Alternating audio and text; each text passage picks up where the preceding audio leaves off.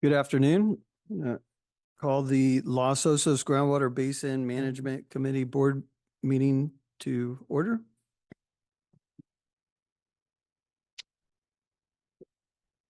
Roll call, please. Yeah, roll call. Director Cesena? I'm here. Director Gibson? Here. Chair Zimmer? Here. Please note that Director Reineke is absent. Thank you. Okay, item 3, Pledge Allegiance.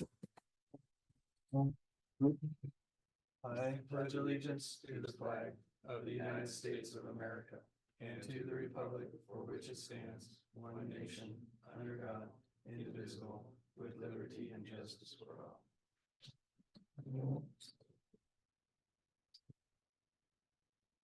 Okay, thank you. Moving to item 4, board member comments. Do we have any comments from the board? Not at this time. Okay, I have no comments either. I have to take public comment on that one. No.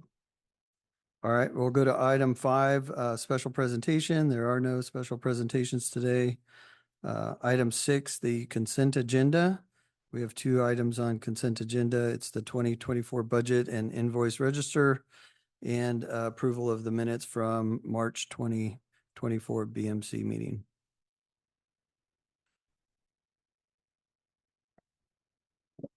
Yeah, since we're still in transitioning to our new accounting system, we've been modifying and adding additional reports related to BMC finances.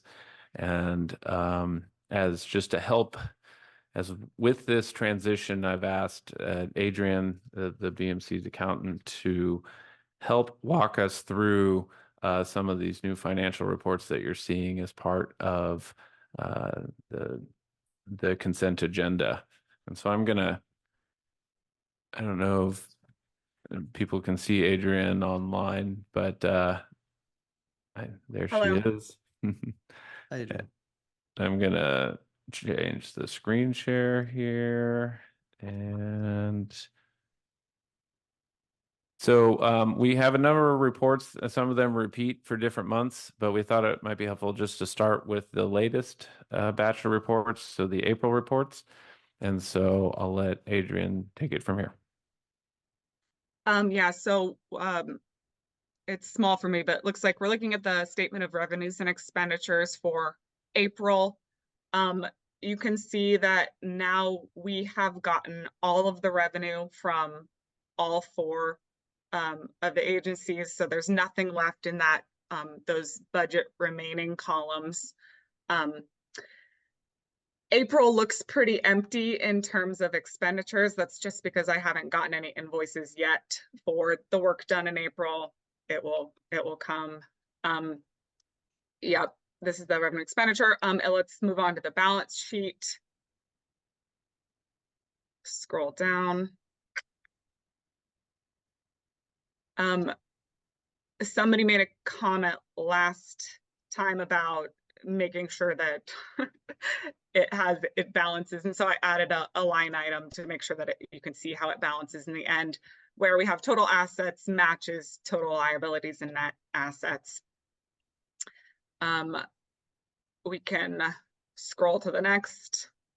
The new report that I gave you now, if you want it or not, is just the bank reconciliation, which is what I do.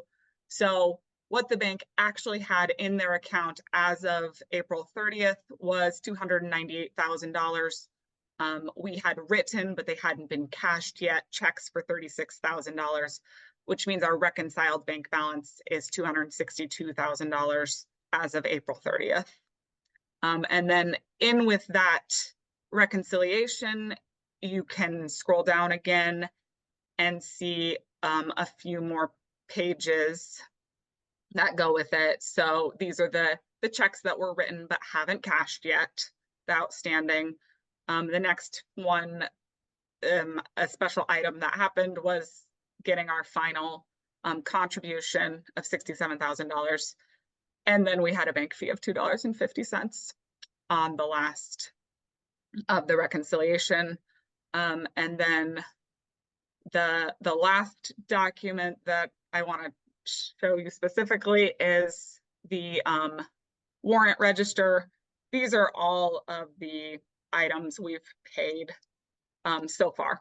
So I just made it, you know, going through even the end of 2024 just to catch everything. So you can just see everything we've paid so far.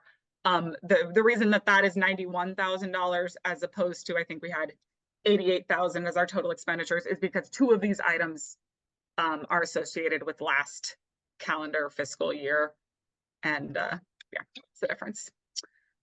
So if anybody has any questions, or if you're wanting different reports or reports to look differently, we can always talk about that.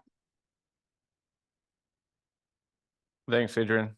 Yeah, the other thing I would add, we included in the agenda packet was the previous invoice tracking documentation as well for reference. So yeah, I'm open to input, but hopefully this is providing all the banking and accounting information everyone is looking for. Yeah, I think it's great. Change is hard, but you know, Yeah. now that we're in it, I think it'll be fine. So appreciate all the effort, Adrian and Dan and everybody else who's been. Yeah, I agree. I see the comments have all been addressed from last time, and it definitely is easier to follow and track. So appreciate all the hard work and effort put into this.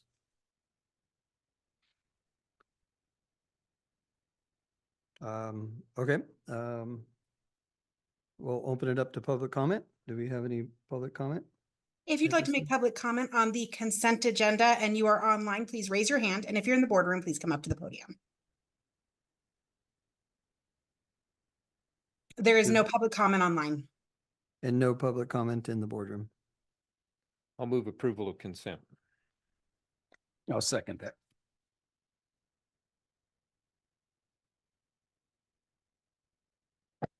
All in favor? Aye. Aye. Okay, motion passes 3-0. Okay, thank you. We'll move on to item 7, public comment for items not appearing on the agenda. If you'd like to make a public comment and you're online, please raise your hand. And if you're in the boardroom, please come up to the podium. I do have one online.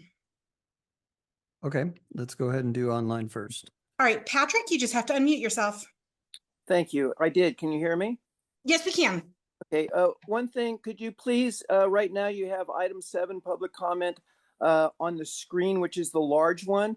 Could you please make the screen where you can see the dais, all the board members and everything, the large one, and everything else down in the smaller section, so we can see what's going on in the room when we're not able to be there. So please do that. Also, last March, during your last meeting, Beth Reinecke had asked that you have Cleith Harris make a comment on the water level metric and finding out if seawater intrusion could not actually be raising the water level metric. And I don't see anything on the agenda for that today, and I'd like to know how that worked out. In the basin management plan, it even says that seawater intrusion can affect the water level metric. So we need to have that clarified about what that is really and what really represents the true water level. Also, I wanted to, if I'm not mistaken, Ron Munns had asked the purveyors to write a joint letter in support of the basin, the community plan, and the 1% growth rate. I'd like to just kind of caution you about that at this point. First of all, you don't have the staff report from the Coastal Commission to really know exactly what they are saying in it. And secondly, we don't really have any evidence to show we have a sustainable basin. We have possible indicators that are showing that, you know, we had good rainfall for this last 2 years. But, you know, we're not like Cayucos that has Whale Rock Reservoir that they can be using. We're just a basic aquifer, and all we get is our recharge from precipitation. And we don't have enough monitoring wells to really show us exactly what water levels we have. And if indeed we are at 4.2 and we're supposed to be at 8 foot for the mounding, we're still far away from that. So please don't be making any support letters that is a joint message to the Coastal Commission until you know that we have a sustainable basin, which we do not know that yet. So just think about those things, and please get back about Cleeth Harris and water level metrics being affected by seawater intrusion. Thank you very much. There's no further public comment online. And Patrick, just so you know, if you click on the view option in Zoom, you can click swap video and shared screen, and it'll make the boardroom video the larger screen on your computer. No further public comment online. Okay, thank you. We're gonna move to public comment in the room. Go ahead.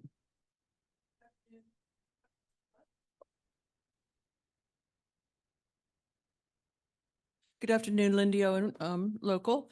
I am trying to pull up the agenda and we don't have any here in the room for the public. So all I find is 2023 agendas. There's no 2024s on the website. So anyway, I'm just saying it's kind of hard to access the information that is going on in this meeting. I had a question with the 1% growth rate. Again, I'm confused whether it's 4,500 homes, based on 4,500 homes or 6,000 homes. But I would like to ask that we come up with a calculation of how much water, extra water, these homes will be drawing.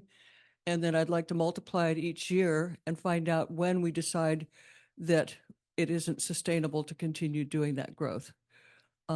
Because I'm afraid you're going to find that out. And right now we're looking at trending towards sustainability, which is basically paper money.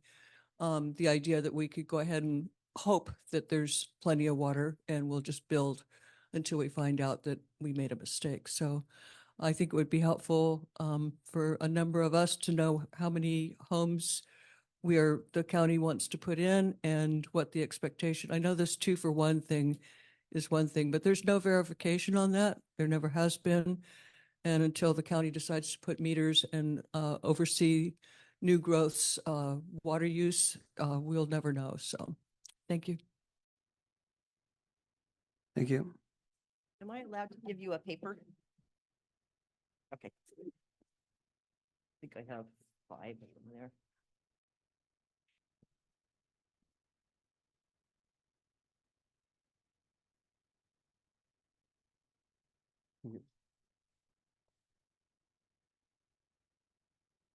Thank you, Ron. I'm Becky McFarland, and good afternoon. It's been too long since we all last met. And I would like to request that these meetings be held monthly. There's a lot of months during the past year that we did not have meetings.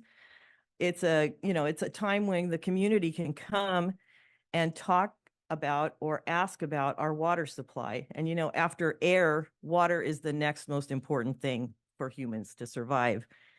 So we need some kind of outreach to tell people it's here. Maybe they won't come, but we need to let people know the meetings are happening. How about the Rotary Club sign? It's free and it's simple, and just put the meeting up there. It'd be great with all of the meetings, CSD, LOCAC, etc. I read something about California national water supplies almost every day. And recently in LA Times article, I found this statement where they said, we're always just 1 year away from drought in California. And our rainfall these past 2 years has been a respite from the preceding very dry years. And our aquifer has shown water level rise, and that is good to see.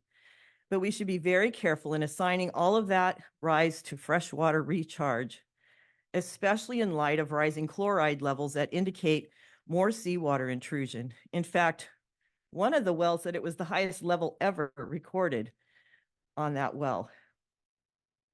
And then I wonder, I try to figure out, I read these things in these reports, like the basin plan, the whatever, and I just don't get it. Why we keep pushing that this basin is already sustainable. People are saying we're no longer in overdraft. And I wonder, where's the biggest pressure coming from on you? Is it the state? Is it the county? Is it developers? Is it people waiting to build? Where's the pressure coming from? So I just scratch my head and I wonder if we were all under oath in this room and had to swear that we were telling the truth, would we be saying the same thing? I don't think so. And I don't think I could be wrong.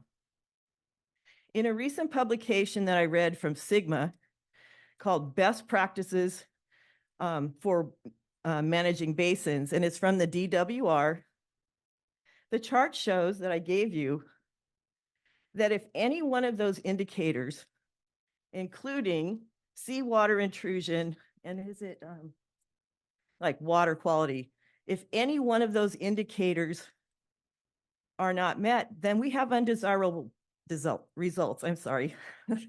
I also found this one last thing that I thought was astounding.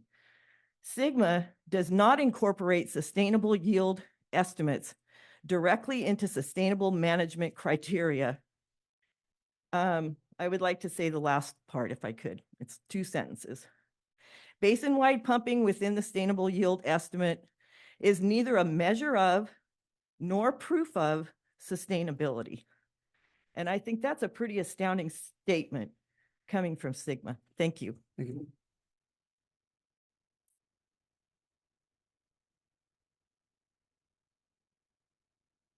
Hi, Emily Miggins, and my husband's here, the actual hydrogeologist with a background in nitrates. And we don't agree with where we're headed in this town. You can put any of your PhDs and your engineering degrees. We have the qualifications. I have my background in sustainability measurement and reporting standards for Fortune 50s for over 20 years. But to the point, just here locally, what we just see kind of, it's ad hoc and you don't know when you're going to see it. I know Chuck's got it in his backyard because people are pointing out where these large guest houses are going in that are not monitored. There are no offset requirements for these guest houses. And I actually was picking up a reused shelf from a neighbor out off of LOVR above a large agricultural practice, well, large for at least Los Osos. And I was quite astonished when the woman told me she was living in, her mother's ADU. And I was like, ADU? And I actually looked it up. It was a guest house. And then I looked at all the unpermitted plugins to their septic systems, et cetera. And I think I've said over the years, there's really not enforcement in our county on these illegal hookups. In the CSD, I had a repairman who at our house who was helping me with the faucet during the pandemic, and he was talking about the illegal hookup of his landlord's other renter on the same property. It was an illegal hookup to the sewer. And, Bruce, you've said many times that it's all report driven in this county. I don't actually think we know where the cheating's happening and that people actually realize that they are indeed cheating. So maybe that's not something that you want to discuss at the BMC, but it is part of, technically, from my field, water use demand, water footprinting, and how you actually calculate that. And it's not being done.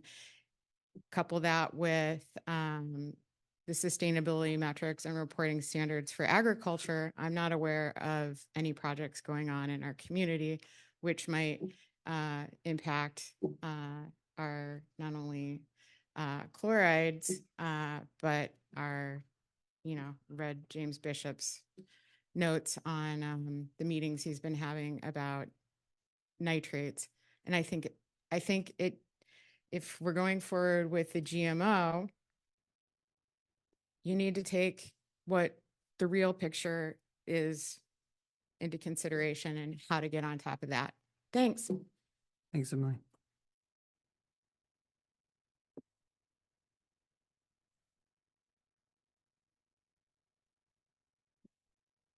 Richard Margetson. The letter about the growth management ordinance and the local coastal plan was discussed at the CSD meeting. Some suggestions were made, some questions were asked, because it needed to be expedited and sent out. I'm really surprised that it's not on this agenda. This is coming from the purveyors. I don't know that that letter's even available for public review. And I think there's still some outstanding questions. One of the questions that came up at the CSD meeting was 1% of what? 1% of the current population, 1% of the vacant lots that are still available to be built on? Because the calculation on both of them is there's a dramatic difference. 1% of the vacant lots is much lower than 1% of the population divided by 2.5 persons per household. Again, county-driven request, pursuit that is rushed through the process and not enough public input. And this seems to happen with Los Osos on a regular basis. At least this one's not during the holiday season, like most of them end up being. You know, the November, December drop something on Los Osos, affecting Los Osos, because nobody's going to be interested during the holidays. But I'm really stunned that this isn't on this agenda. Thank you. Thank you, Rich. We have no further public comment in the room. We'll bring it back to the board for questions or discussions. I think this is the time that I'm going to weigh in with some public comment, my own comment, before we go on to approve the consent agenda. And it's all referencing this letter that came about so quickly. I agree with so much of what was said. First, 2 points of clarification. When there was a reference to a guest house in my backyard, I think the reference was to my neighborhood. Like I can see it over my fence. It's not in my backyard. I do not have a guest house in my backyard. Okay. I thought that.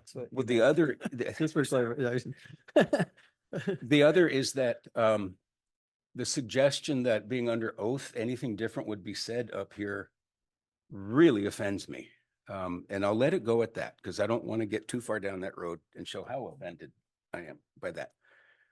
But it gets back to my original point here is that when things are done without transparency, behind doors, not brought to the public's light, what do they think? They wonder if we're trying to hide something. Is there a deal that's been cut? Believe me, I don't hear from developers. Nobody's got my cell phone number. We're trying to do the best we can here, but I think that there can only be good with sharing of information. And I don't agree with the way this last letter came down. It reminds me of the Title 19 retrofits where you work on something for a couple of years and then wham, you got weeks to make a comment. And I know that Coastal's process is complicated, but when it's been years that we've been working on this, there's time to work in public comment or at least a presentation. And you don't have to do anything with public comment. You can smile and ignore it, but you got to take it. Destroying the trust of the community is, we don't want to go there. And so with that, I guess I'm ready to approve a consent. Well, we already did that. We're on public comment. I'm sorry. I'm doing a little venting. I don't appreciate my staff being put in a place where they have to come with a request for a letter, but not the letter for us to see. That takes a lot of trust. I have a lot of trust. I couldn't extend that to everyone. And with that, I'll let it go.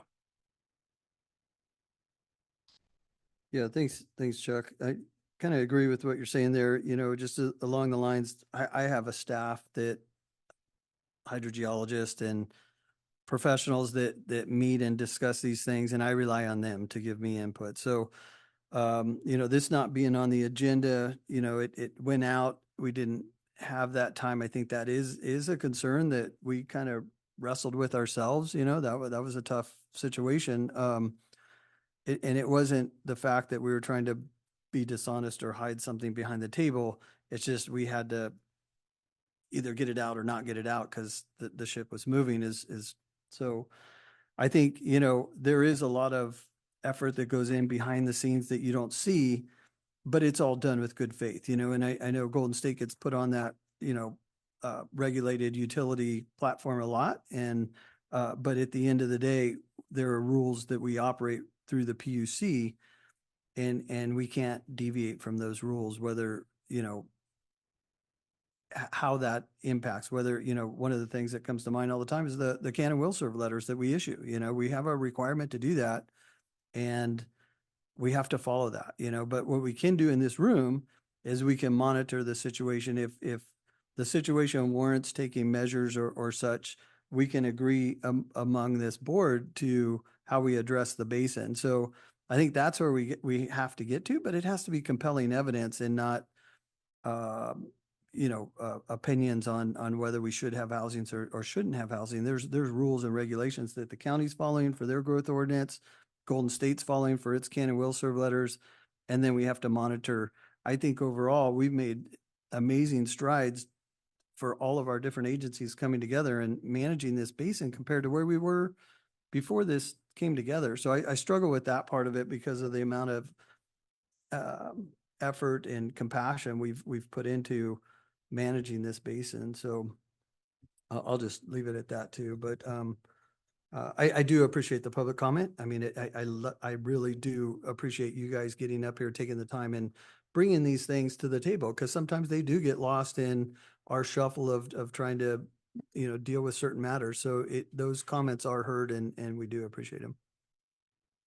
So, Mr. Chairman, I'd only observe that the letter that's been referenced here is a product of the water purveyors. It is the result of many, many months of conversation between the county and the purveyors on the matter of water supply as it relates to the community plan that will be before the Coastal Commission. As it is the expression of the purveyor's position as to the position, the proposal that the county has approved and sent on for certification at the Coastal Commission. In those purveyors which have a public process, it is considered an open public process as it was at the CSD.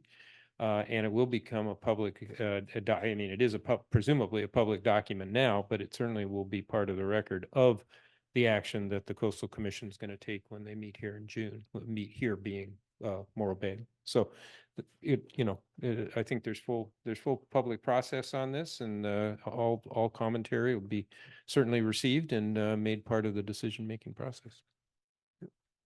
One further set of comments. Public process involved support letter that didn't even answer the question about the 1%, what that really stood for. Yeah, I think there's a clarification that it is dwelling units, current dwelling units, yes. which is about 6,800 right now, somewhere in that neighborhood, 6,400. So we're talking 64 houses. There's all kinds of complicating factors that the Habitat Conservation Plan credits may not be available to allow that number of houses. All this is part of the big picture that I think should go into a community discussion before important decisions are made, if for no other reason than we look like we're trying to rush decisions to avoid public comment. And that is the worst place we want to be. Oh, one last question that I came up with in trying to find the letter in here in the executive director's report. Apparently there are still 18 houses not hooked up to the sewer that have expired building permits. Where do they fit in the 200 waiting list? I mean, do they go to the top of the list if they get their permits back in order? Just more questions, always. I haven't checked in on unconnected houses, but they're existing houses. They're not part of the wait list to get new development. The new development is on vacant lots. And again, this process, I can tell you that the necessity, the requirements for any building on what is now vacant lots, should the LCP be certified by the Coastal Commission and their suggested modifications accepted by the Board of Supervisors, is that 2-to-1 water offsets will have to be completed. The proper amount of HCP credit offset mitigation will have to be paid. And between now and the end of the year, and again, it's a fairly complicated process. The Coastal Commission will act in June. Should they choose to certify with suggested modifications, it'll come back to the board probably in September, at which point we, the board, will have the opportunity to accept, if we want, the suggested modifications. And at that same board item, we will put together the rest of the mechanisms for implementing the HCP and all the things that need to be done. So there's plenty of public process ahead before this is finalized. So I don't feel that there's any lack of that at this point. Okay, thank you. Yeah, I just some comments on, the potential for public process. This has come together. It was a challenge to get it onto this agenda. I would offer that, a special BMC meeting could be called sometime in the next week or two that would allow for us to agendize and discuss. But I would look to direction from the board on that. Again, Mr. Hamel, this isn't something that is up for approval of the BMC. This is an action that was taken collectively by the water purveyors. So while it has some relevance here, I don't see that it is an action item for the BMC at this point.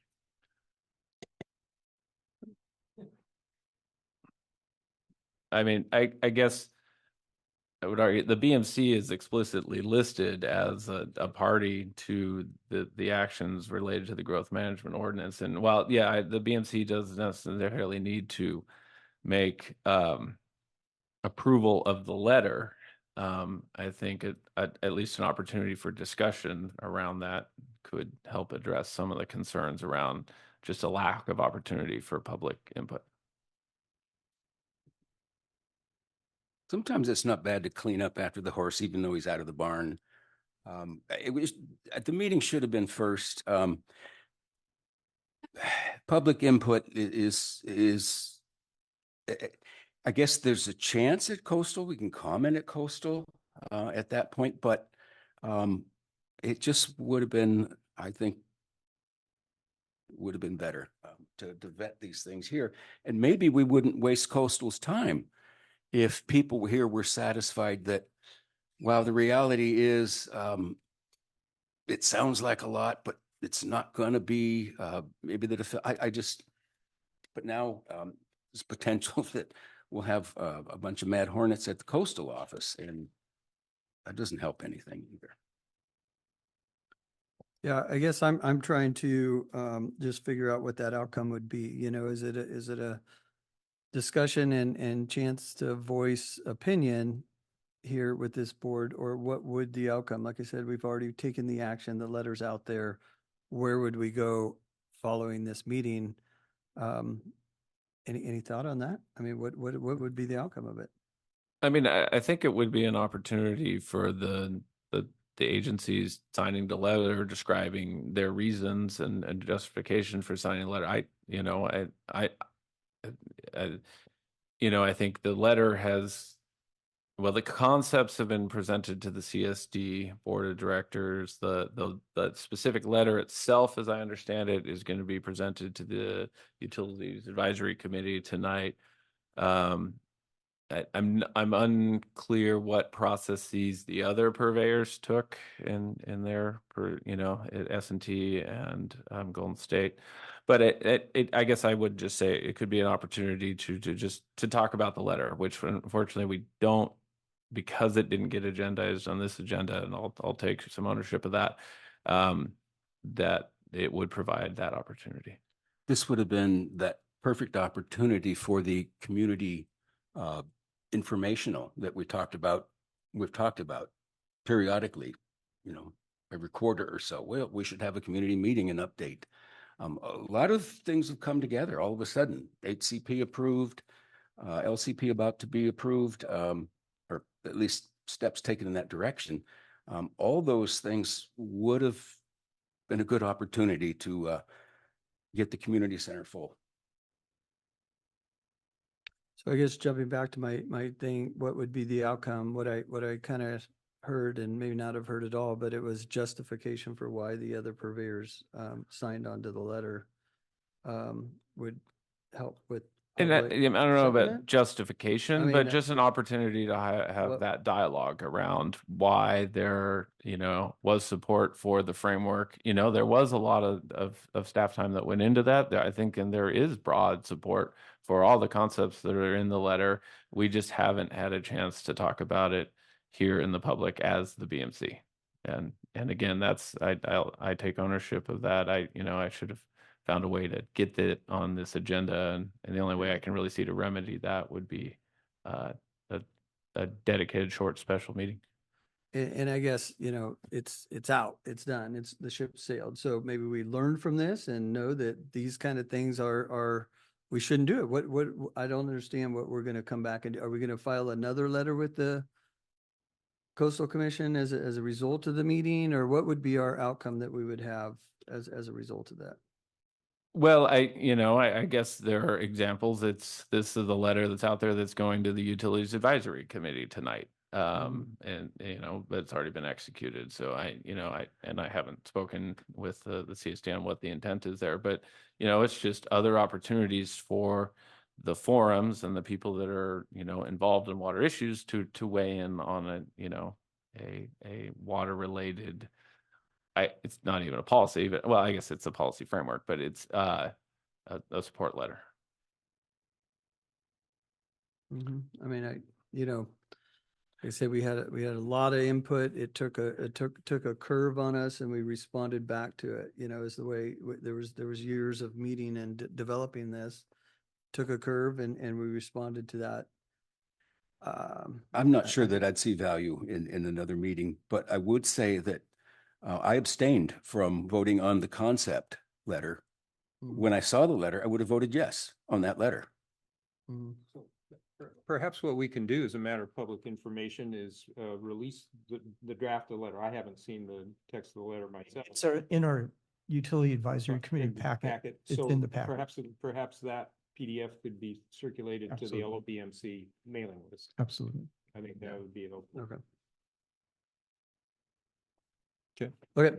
I mean, I guess just to highlight other opportunities for public comment, it's my understanding that this concept is going to the Los Osos Community Advisory Committee. What we're doing is having a briefing.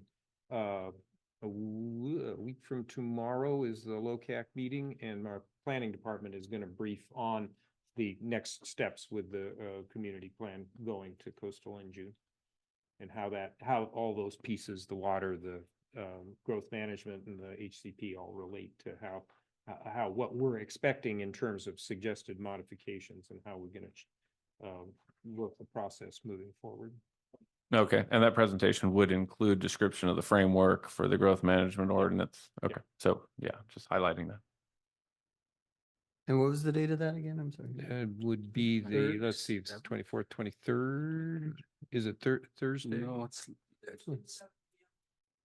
but it's later than the 23rd, isn't it? No, Yeah. that's fourth Thursday. Okay. Let's see. 23rd. Can't do anything without a calendar. No. Yeah. I shouldn't even try. Yes, Okay. it would be the 23rd. Okay. We're gonna go ahead and close public comment at this time, and we're gonna move to item 8. Sorry, Chair Zimmer, there were a couple other public comments that I'd like to just address, not related to the topic. There was a comment about access issues to the website. I think we're, as Chair Gibson said earlier, change is hard. We're in the midst of a transition from the county's hosted BMC website to the Basin Management Committee's dedicated website. And I think some of the traffic may be still going to the old website, which doesn't contain the newest information. So we're working with the county to do a complete shutdown of the old website so that we don't have this confusion occurring. The new website was advertised to everybody on the interested distributions list, and all the agenda packages are still being distributed as they were before. But I think web traffic, if you just type it in, may still be sending you to the old website. So we'll be looking to remedy that. And that was it. Have a quick comment. Sheesh, we already brought it back to the board, so, It's quick, it's not controversial. all right, okay. Okay, So- go ahead, state your name. My name is Ron Smith. Mhm. Been a resident for 10 years, have a hydrogeology background. I think it's important in the spirit of transparency that the board qualify whatever decisions they make based off of the data that's available to the public. And I'll say as a citizen and a hydrogeologist that where I've reviewed the basin management plans, the annual reports, 4 metrics have been put out there. My interpretation is for us to achieve sustainability. One of those 4 has been achieved.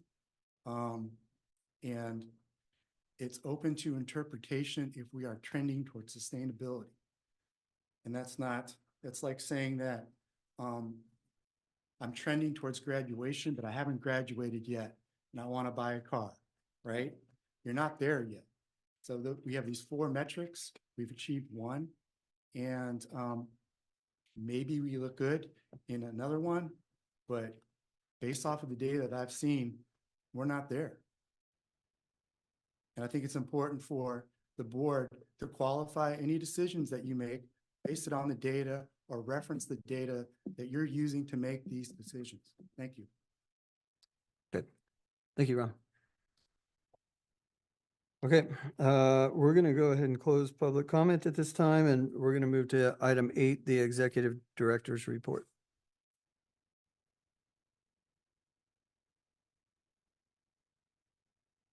Bear with me a sec as I get set up.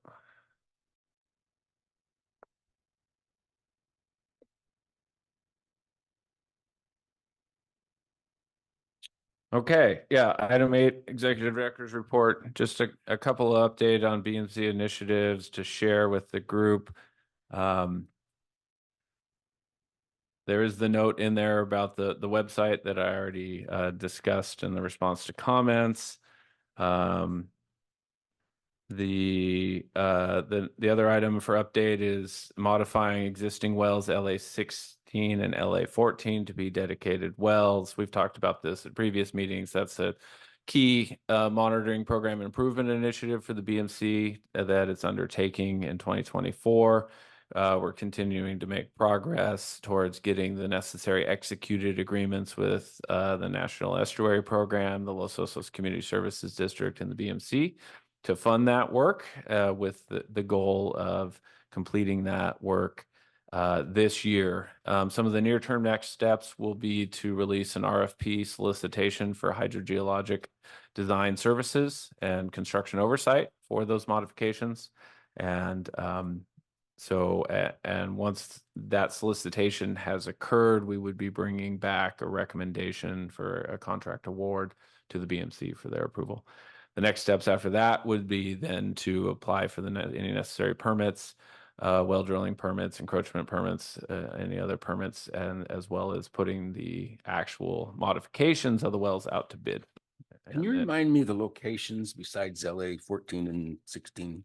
Yes, it's always I feel like anytime we talk about wells, we should just have the map from the annual report up, and maybe that's something we can work on. And I may get these confused, but Ron can help me. One of them is at the north end of Palisades Road. That's 14. That's 14. And then the other one is at the intersection of Los Osos Valley Road and Broderson, the north side of Broderson. Okay. Yes. Okay. So kind of I thought that in and around the Midtown site. what I remembered. Okay. Yep. There's a brief update here on the lower aquifer nitrate investigation. And we'll really kind of cover that in more detail in 9B with the more recent update from the Regional Water Quality Control Board. And then the BMC is continuing to look at how it wants to focus its time and effort in future calendar years through a reevaluation of the implementation plan or the potential initiatives that the BMC could undertake as we move forward. And then we've got our updated wastewater and recycled water flow deliveries. And that really concludes the updates that are included in this executive director's report. I would just note that, you know, the executive director's report has sort of been evolving from the previous executive director to what it is now. And we're still looking for ways to maybe help streamline and evolve it further as we move along. So trying to keep it as strike that balance between the historical documentation of a lot of things, as well as providing updates and new and initiatives. And so it may change as we move forward, but open to input from the board and others.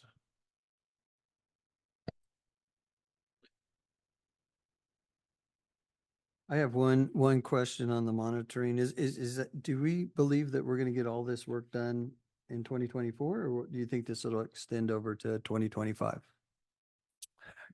Great question. We think just based on the amount of time it took to do the well modifications at the Farrow well, the amount of time it took to drill and construct the Skyline monitoring wells, that we're still on track to be able to get it done this year. We're not feeling the pressure as much because in theory we have the ability to roll funds over, but we're still trying to expedite this as soon as we can, just so that we can improve our monitoring network as fast as we can. Yeah, okay, thank you. Okay, I'm going to go ahead and open it up to public comment at this time. If you'd like to make a public comment and you're online, please raise your hand. And if you're in the boardroom, please come up to the podium. I have one online. Would you like to do online or in the boardroom first? Yes, let's do online first, sorry. All right, Patrick, you just have to unmute yourself. Thank you, Patrick McGibney. Just FYI on the utility advisory meeting tonight, the letter is not on the agenda, so that's not going to be discussed, at least on the agenda. So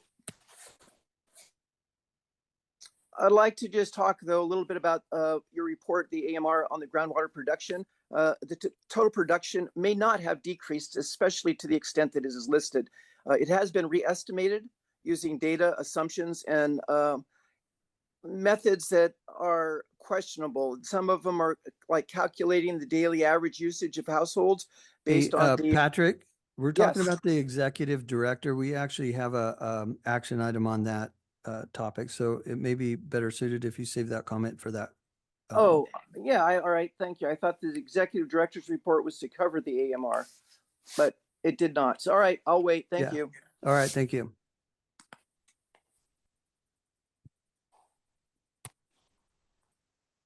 Is there any other public comment online, Laura? No, there is not. And Patrick, it is agenda number 5 on the UAC meeting tonight.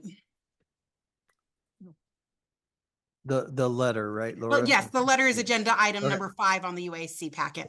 It's Okay, part thank of you. the discussion in the packet. Okay, thank you. Okay, we have public comment in the room. Go ahead and take comment now. Lindy Owen, Los Osos. I'm again, maybe this is just website stuff. Today, May 15th, the executive director's report, it didn't even follow, your presentation didn't follow everything that's listed here.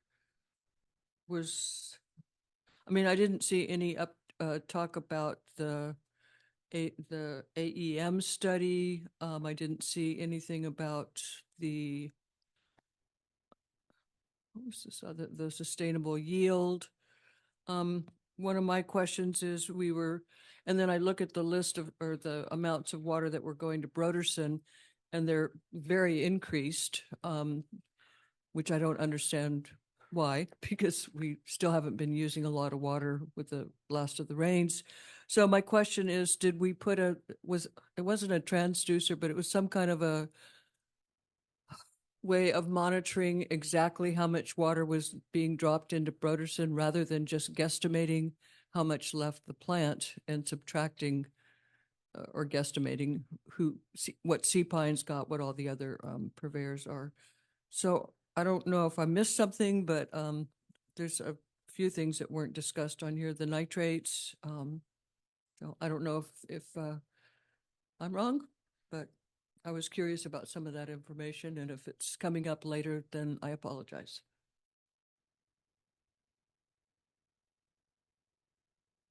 Thank you, Lindy.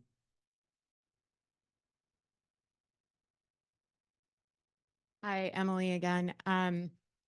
Just one quick point of clarification, and as far as the executive director, and then maybe Ron, maybe you can answer it. I'm not sure. Maybe Chuck. So at the last CSD meeting, I think it was you, Ron, and I'm sorry if I don't remember exactly, but you were talking about the hydrogeologist from Coastal Commission and meeting and dealing with them. And as far as I'm aware, and maybe Bruce, you've got input on that, there isn't, or what we've been told, is that there isn't an actual hydrogeologist that you're dealing with. He's a very pedigreed earth scientist and geologist. I just, for an understanding of what we're really dealing with in the sciences, I'd just be interested in that. And maybe that comes from Dan. I'm not sure who would really have that information, but that would be great to know. Thanks. Thank you. We have no further public comment in the room. We'll bring it back to the board. Yeah, a couple responses.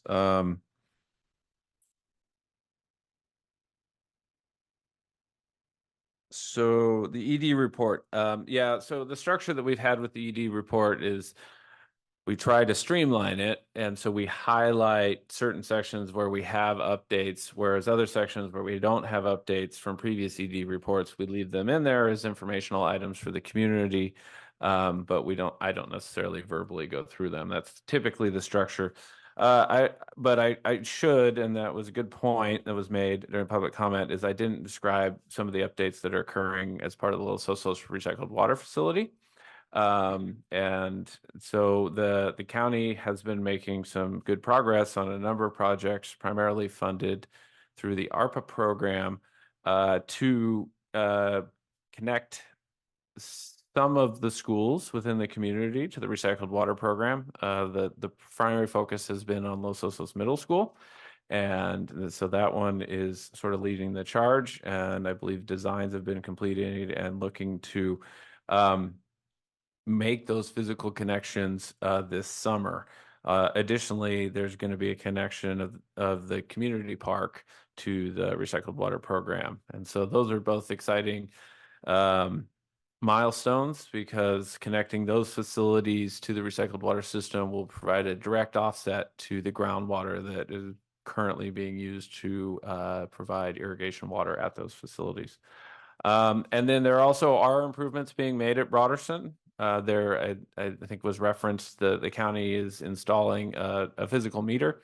Right now, I believe the discharges to Broderson are back calculated based on water delivered elsewhere and water leaving the plant. And so this will provide a direct physical measurement of the amount of water going to Broderson. I would point out that Broderson still is the primary disposal location for treated wastewater within the community, and likely will continue to be until there's significant expansion of the recycled water program. And even then, during the winter months, when there's limited water demand, much of the wastewater will still go to the Broderson system. I'd only add, if I might, that there's actually a sewer permit condition there. I guess it's a waste discharge condition from the regional board that about half of the effluent has to go to Broderson. It's all part of the mitigation of the groundwater issue, the creation of the mound and so forth.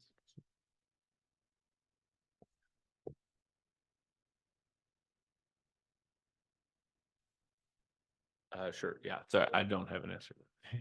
And the question about the hydrogeologist at Coastal, I don't know his background, but I know it's probably over 2 years ago, we were on a call with Coastal. It was BMC staff, county staff, and he was being provided all the information. He presented himself as a hydrogeologist. And he's been provided all the information by Blaine Reilly and the county. And so I haven't had a discussion, but supposedly he's qualified, has come to a decision.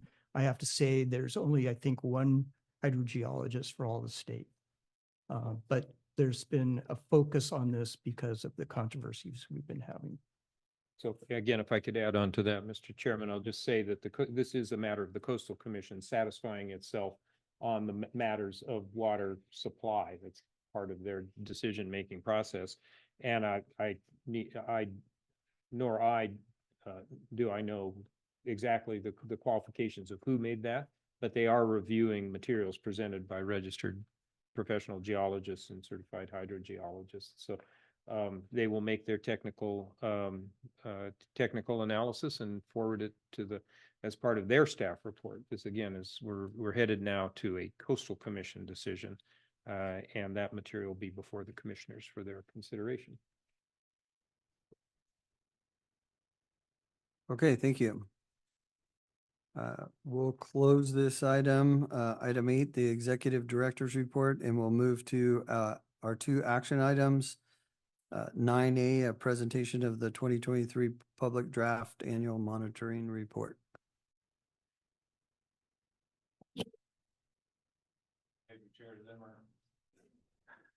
Just turned off my microphone right as I was talking. Yeah, happy to present the draft 2023 BMC annual report. I think, well, I know I was interested, I'm sure others were, to see how the basin would respond to the historic rainfall that we received in 2023. You know, I think I've given a number of these annual report presentations, and I think this might be the first one where we've actually had above average rainfall. So that's kind of makes it more interesting. But what I have put together is I've pulled out really key figures and information from the public draft annual report just to provide kind of an overview of what's in the report. As those of you that have read the report know, there's a lot more detailed technical information available within the report. And I encourage you all to read it. It really definitely helps improve your understanding of the basin. I do acknowledge or understand that it is pretty highly technical. So I will do my best to make it more accessible to the BMC and the public here today. So just speaking of rainfall, one of the key parameters that we track in the annual monitoring report is rainfall totals. As a rainfall is, basically aerial recharge, or rainfall falling on the basin is our primary source of recharge. I believe our secondary source of recharge is water in Los Osos Creek, which is also tied to rainfall. And so, obviously rainfall is critical to our water supply availability. And so, as mentioned earlier, we had above average rainfall in 2023.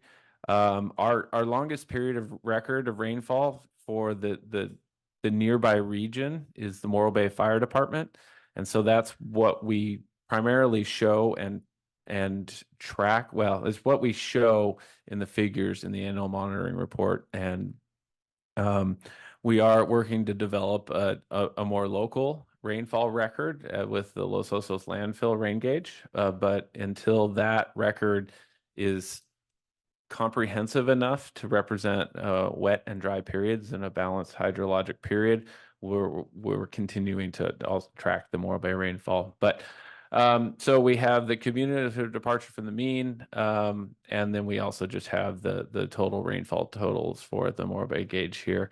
With the above average rainfall, the cumulative departure went up, which is a positive sign, and the Morro Bay rain gauge measured approximately 25 inches of rain, which is interesting because when you look at the measured rainfall here in Los Osos, the Los Osos landfill rain gauge measured 34.75 inches, which is obviously significant higher amount of rainfall than we've seen in recent years, and even the highest amount of rainfall we've seen at Los Osos landfill rain gauge since the current record starting in 2006.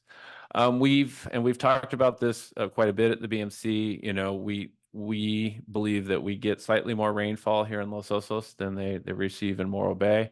We went through a detailed analysis of that when we last updated the sustainable yield estimate.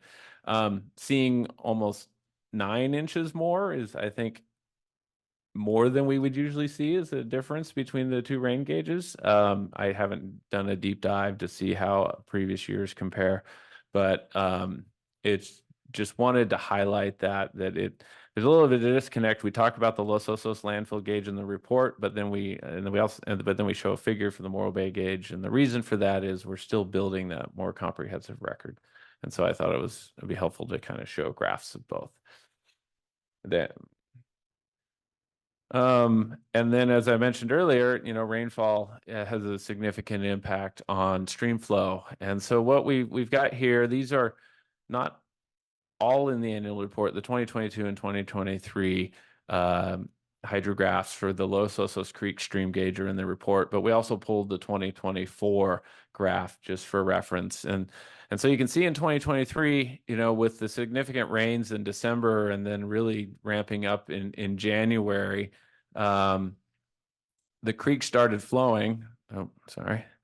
And it didn't stop until September of 2023 or so. You look at that, and you know, I just want to point that out, that's pretty significant. That's an opportunity for our basin to recharge for an extended period of time. And you know, and it's just interesting to point out too that, you know, the amount of time that the creek is flowing and recharging the basin is not necessarily proportional to the inches of rainfall that we receive. It seems like that sometimes once you reach a certain threshold of rainfall that you can get the creek flowing and flowing continuously, that it can keep flowing. Whereas in 2022, I mean, it literally only flowed for a length of a month or so. 2024 had a late start, as I think we all probably recognized, but did ramp up, and so we've seen the creek flowing since about, I would say, early February, and flowing potentially at levels currently that we saw it flowing in 2023. So it would be interesting to see where how that tails off as 2024 progresses. I think on the rainfall, one other thing, if I remember the number correctly, is that the sustainable yield is based on an average of 17.75 or something like that. Yeah, so we had that on this chart. I should have mentioned that. Yeah, the average rainfall estimate for use in the sustainable yield in the steady state model is 17.3 inches. Yep. Okay, moving on to groundwater production. We saw a significant change in the estimated amount of groundwater production in 2023.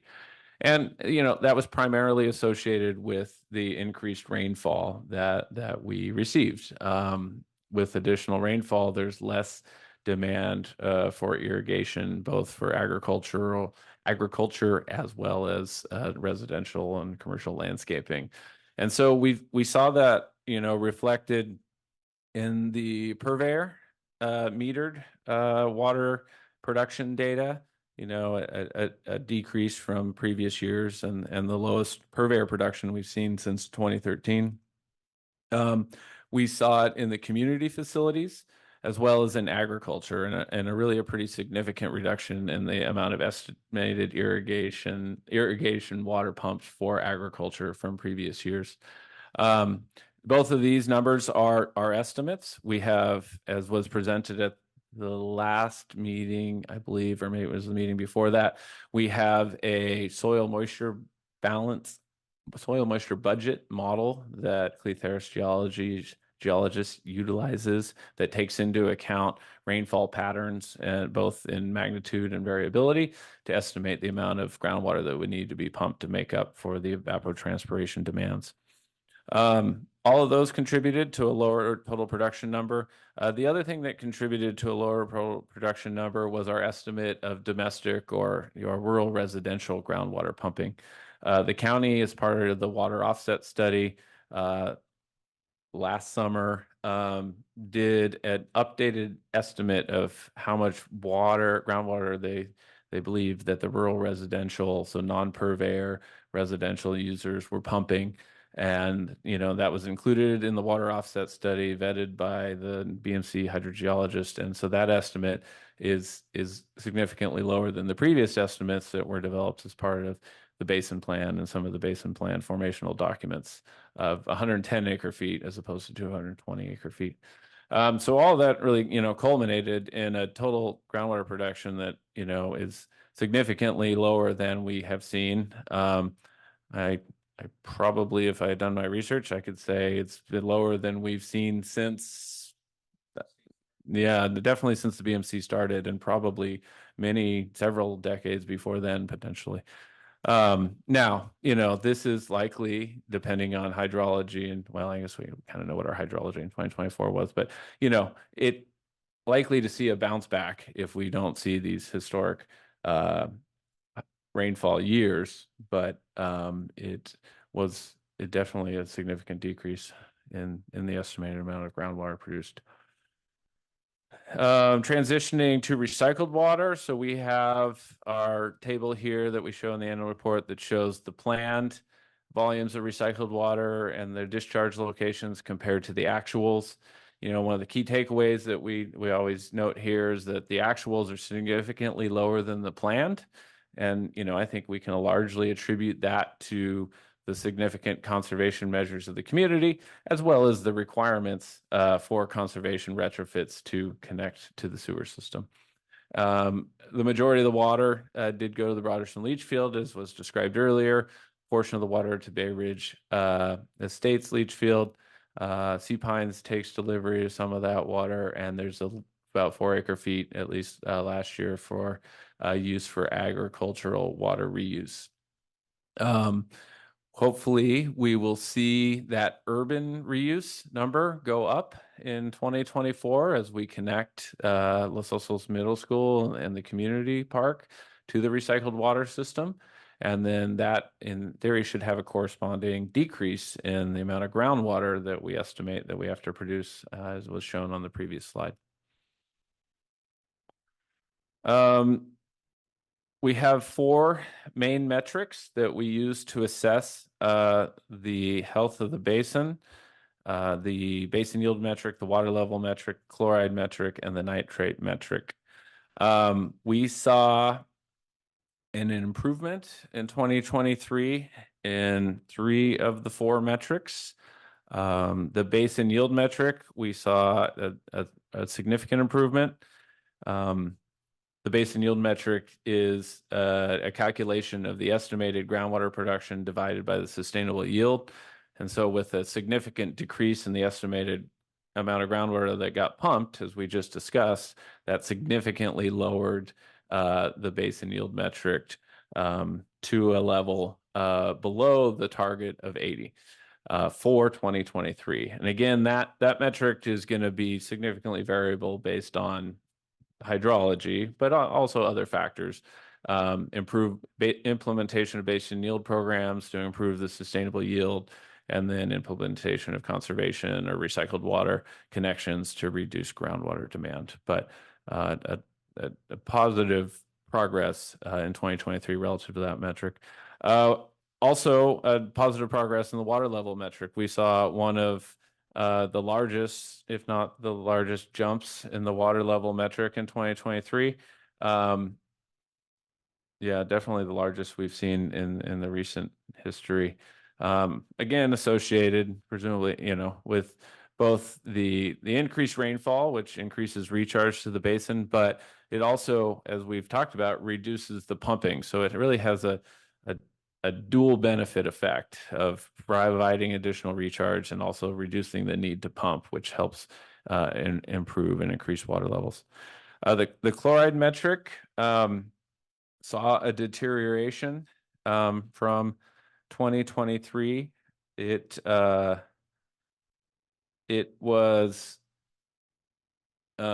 largely tied to some increases in chloride in a couple of the metric wells, also tied to the fact that, or an influencing factor was that one of the key chloride metric wells, the Rosina well, which we've talked a lot about here at the BMC, it did not have water quality when it was sampled in fall of 2023 representative of the lower aquifer. Again, it was influenced by borehole leakage.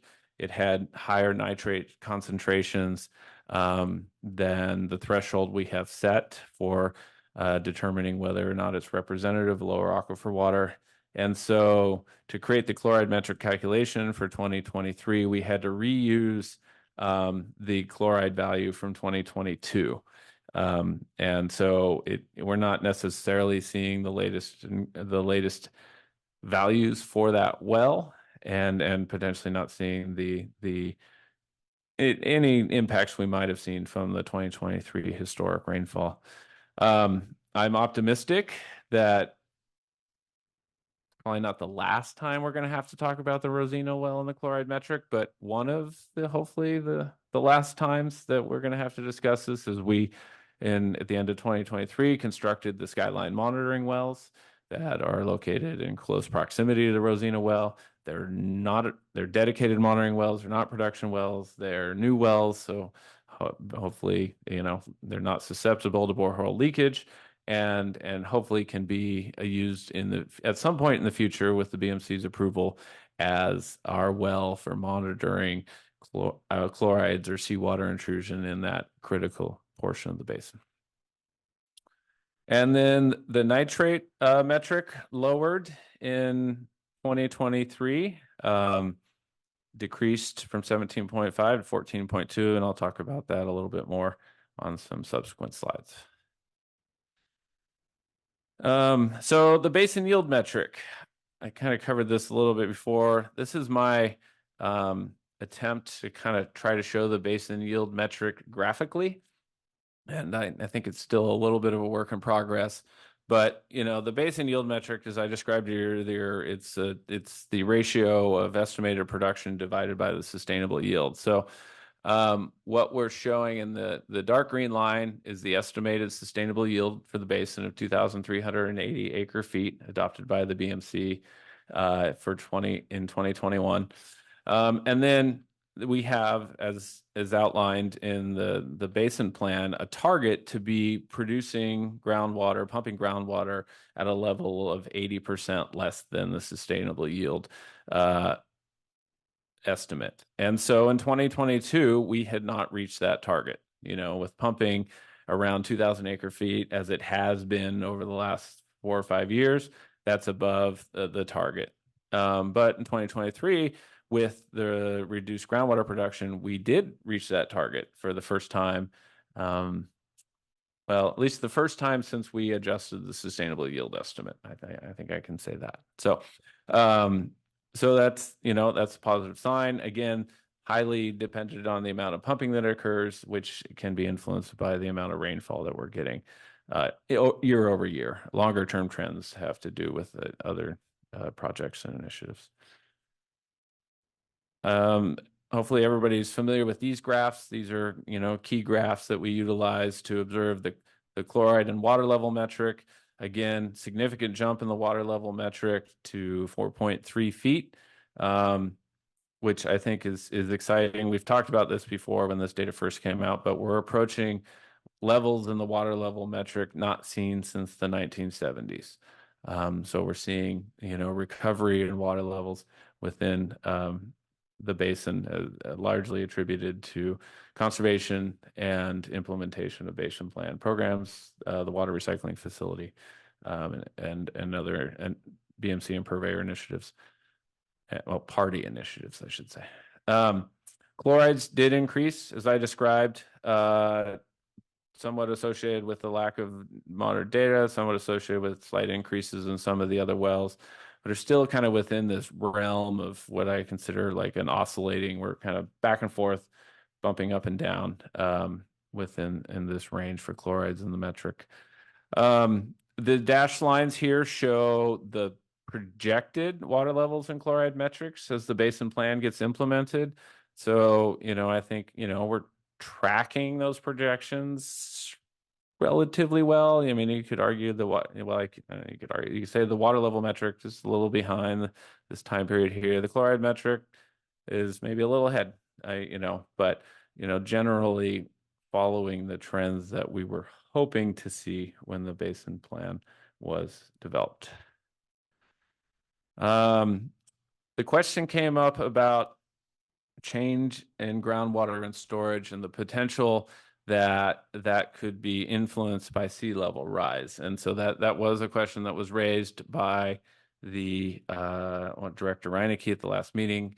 I did connect with Spencer at Cleeth Harris Geologists and got an explanation for why that's occurring. And I'm going to attempt to explain this in a way that hopefully, well, as I understand it and others can understand it. So what we're seeing, and I'll come back to the numbers on the slide and just kind of work on that general explanation, is that, what we're seeing is we're seeing water levels in the lower rock or the water level metric increasing. And I think it's important to remember that the water level metric is water levels in the lower aquifer and the confined portions of the aquifer, meaning that there's underneath the regional aquitard. And so when you can have increases in water levels that don't necessarily translate to proportional increases of estimated fresh water and storage in the lower aquifer, because that water is under pressure and water is relatively incompressible.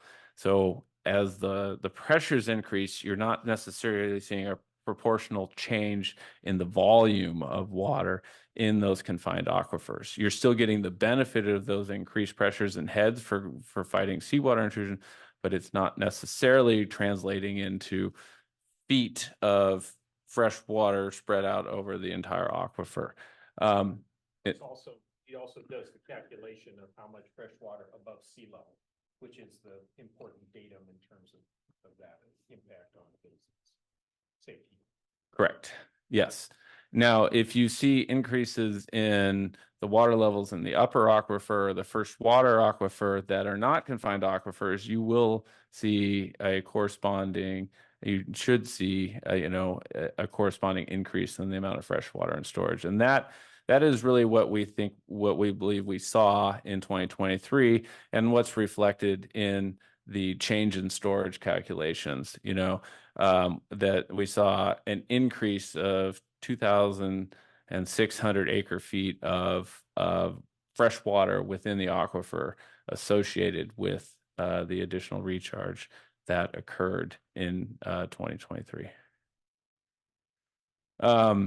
And you can kind of see that over time here. That last slide was just a 2022 to 2023 comparison.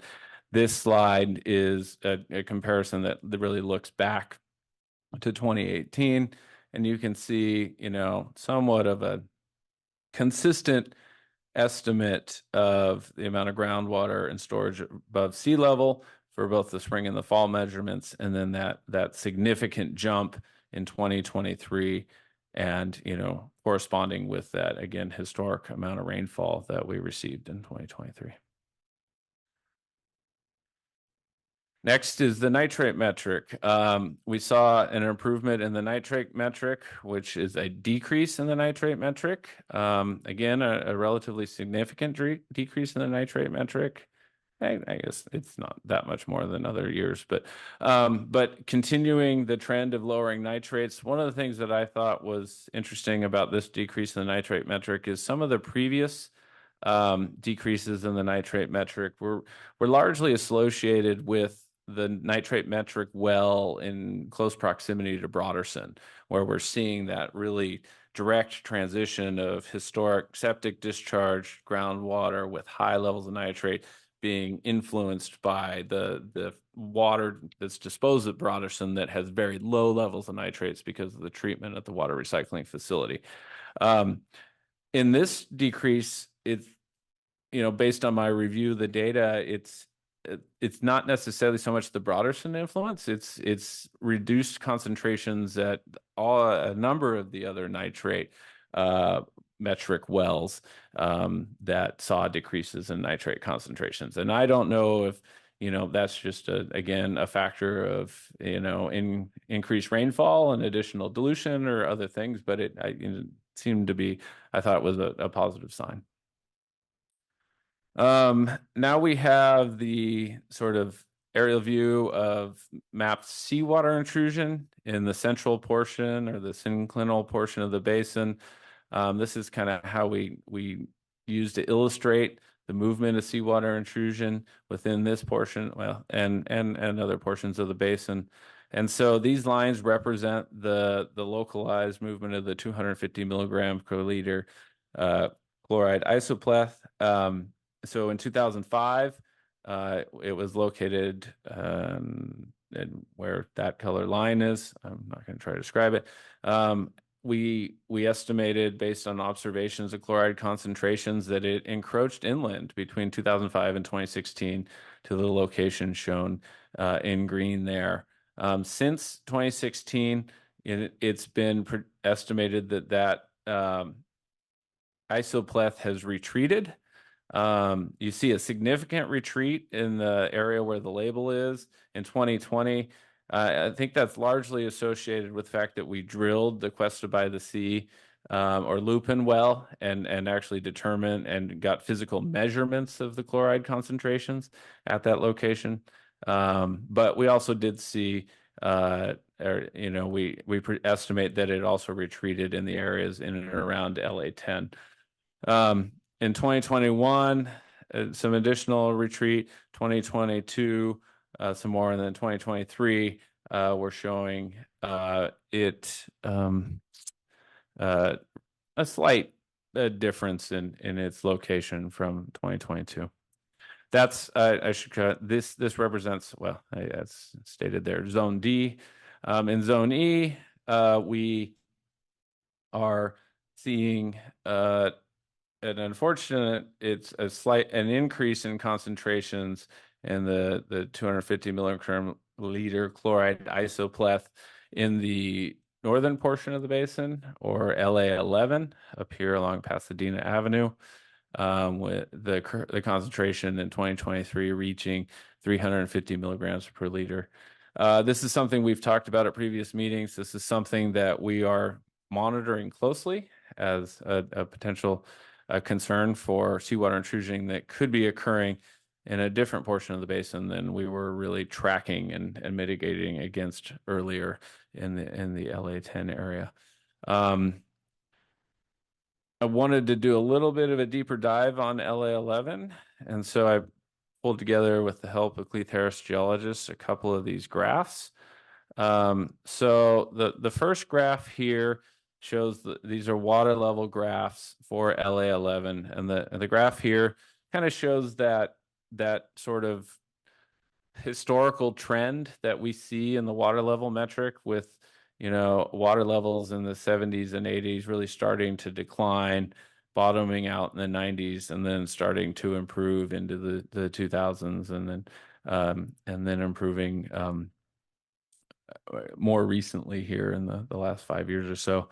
And so this is, a positive sign.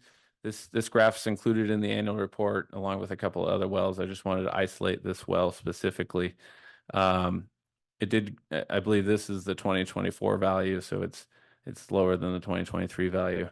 But generally a positive trend. And so we're optimistic that, as water levels continue to increase, the chloride concentrations will stabilize and then hopefully start to decrease, like we've seen in other portions of the basin, specifically the Rosina area.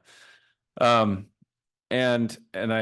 I can also say that just as a bit of a sneak peek, we did see that happen in 2024. I don't have the official results, but what I was told is that the chloride concentrations in 2024 were slightly lower than they were in 2023. So that represents the first spring to spring reduction. So that, that's a positive sign, but definitely something we're still watching. The other interesting point about LA11 that was pointed out to me just by Spencer Harris. So this is a transducer that data from a transducer that we've installed in LA11, and we only have a short record from 2022 to 2024, but and I don't know that we have a physical observation of this, unfortunately, but based on the transducer records, there's potential evidence that in 2023 that well went artesian for a period of time, which is also something that likely hasn't happened since the 1970s.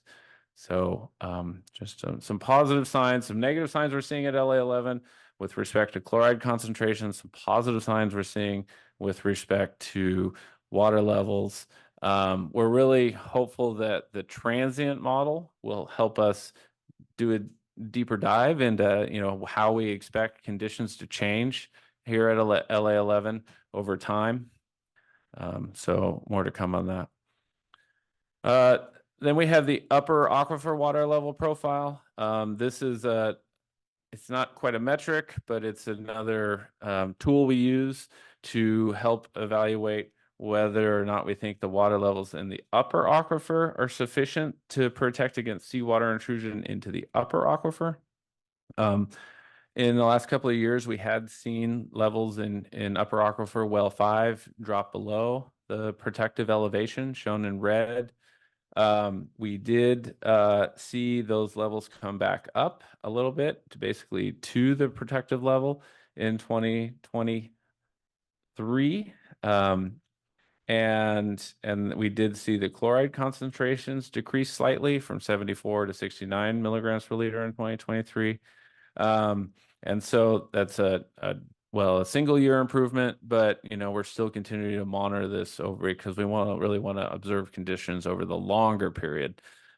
So that's again something we're also tracking closely. And then transitioning away from monitoring to projects and initiatives. So just an update on the basin plan implementation of the basin plan programs. The significant progress made in 2023 was continued progress towards the completion of construction for expansion well number 2, or the program C well number 2 by the Los Osos Community District. This is also sometimes referred to as the Bay Oaks well. That well has been drilled. The transmission mains to connect that well to the CSD distribution system have been installed. You may have seen some of those construction activities in and around the LOVR South Bay intersection occurring last year. And I think the final step is to equip that well with a pump and necessary monitoring and communications equipment to allow the CSD to bring that well online. Unfortunately, I think that well is being impacted by something that's impacting a number of projects, and it's the long lead times required for certain specialized electrical and other equipment. But estimated to come online this year. So excited to see that happen. And then it's more of a administrative change, but the BMC in August of 2023 did remove the deferral of the third program well from program C through adaptive management procedures. So now the program C does include 3 wells again. And just wanted to highlight some progress towards some of the recommendations that were included in this annual report or previous annual reports. One was to update the maximum sustainable yield estimates now that the location for the second Program C well has been finalized. Those estimates have been prepared and were reviewed by the BMC in its decision to remove the deferral of the third well from Program C. Reevaluation of the water level metrics, now that we've completed the wellhead surveys, that has been on hold. The surveys have been completed, but we have decided to put the metric updates on hold because we're continuing to make significant improvements to the monitoring program with modified and new monitoring wells. Development of a rating curve for the stream flow sensor on Los Osos Creek, that was completed in 2023. Largely thanks to the 2023 rainfall. We were able to get flows sufficient quantity and duration to complete that rating curve. A peer review of the basin model is in progress. As we've talked about, the BMC along with the county and the State Water Resource Control Board is funding the development of a transient groundwater model. Part of the development of that transient groundwater model includes a peer review by a third-party hydrogeologist. And so that the transient model is being developed, and while it's being developed, it is being peer reviewed. Water level is UA5, continue to monitor, that's ongoing.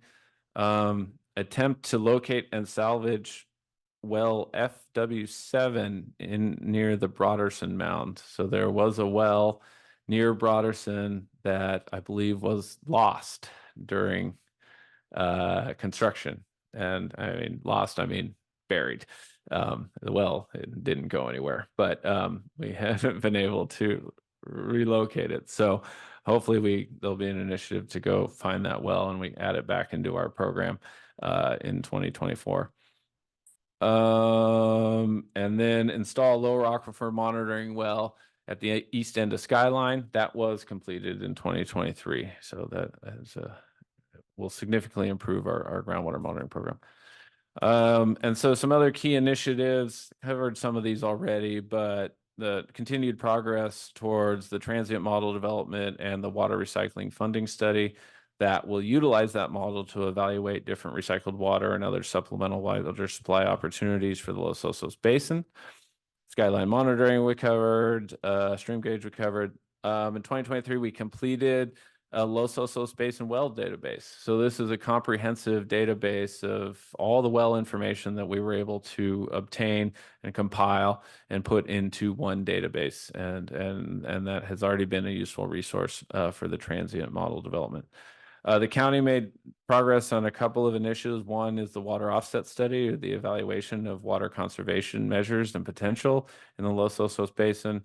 The county is also, as described earlier, making improvements to the water recycling facility, both for the production and metering infrastructure, but then additional connections to the water recycling distribution system.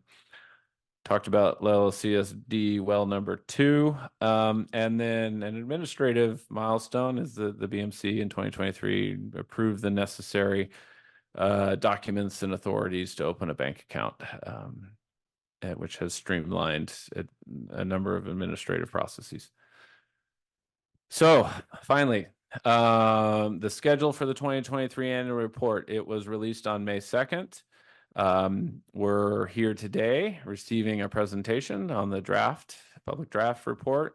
Public comments are due today on the annual report so that Cleith Harris Geologist has sufficient time to turn around the final draft of the report for presentation to the BMC in June.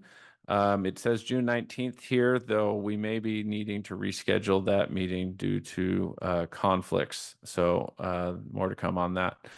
But in June, the BMC will review and consider approval of the final 2023 annual monitoring report for submission to the court by January 30th of 24. So that concludes my presentation. Thank you, Dan. Appreciate the walkthrough on the report. I think it was very detailed and appreciate that. Any questions before we go to public comment? No? Okay.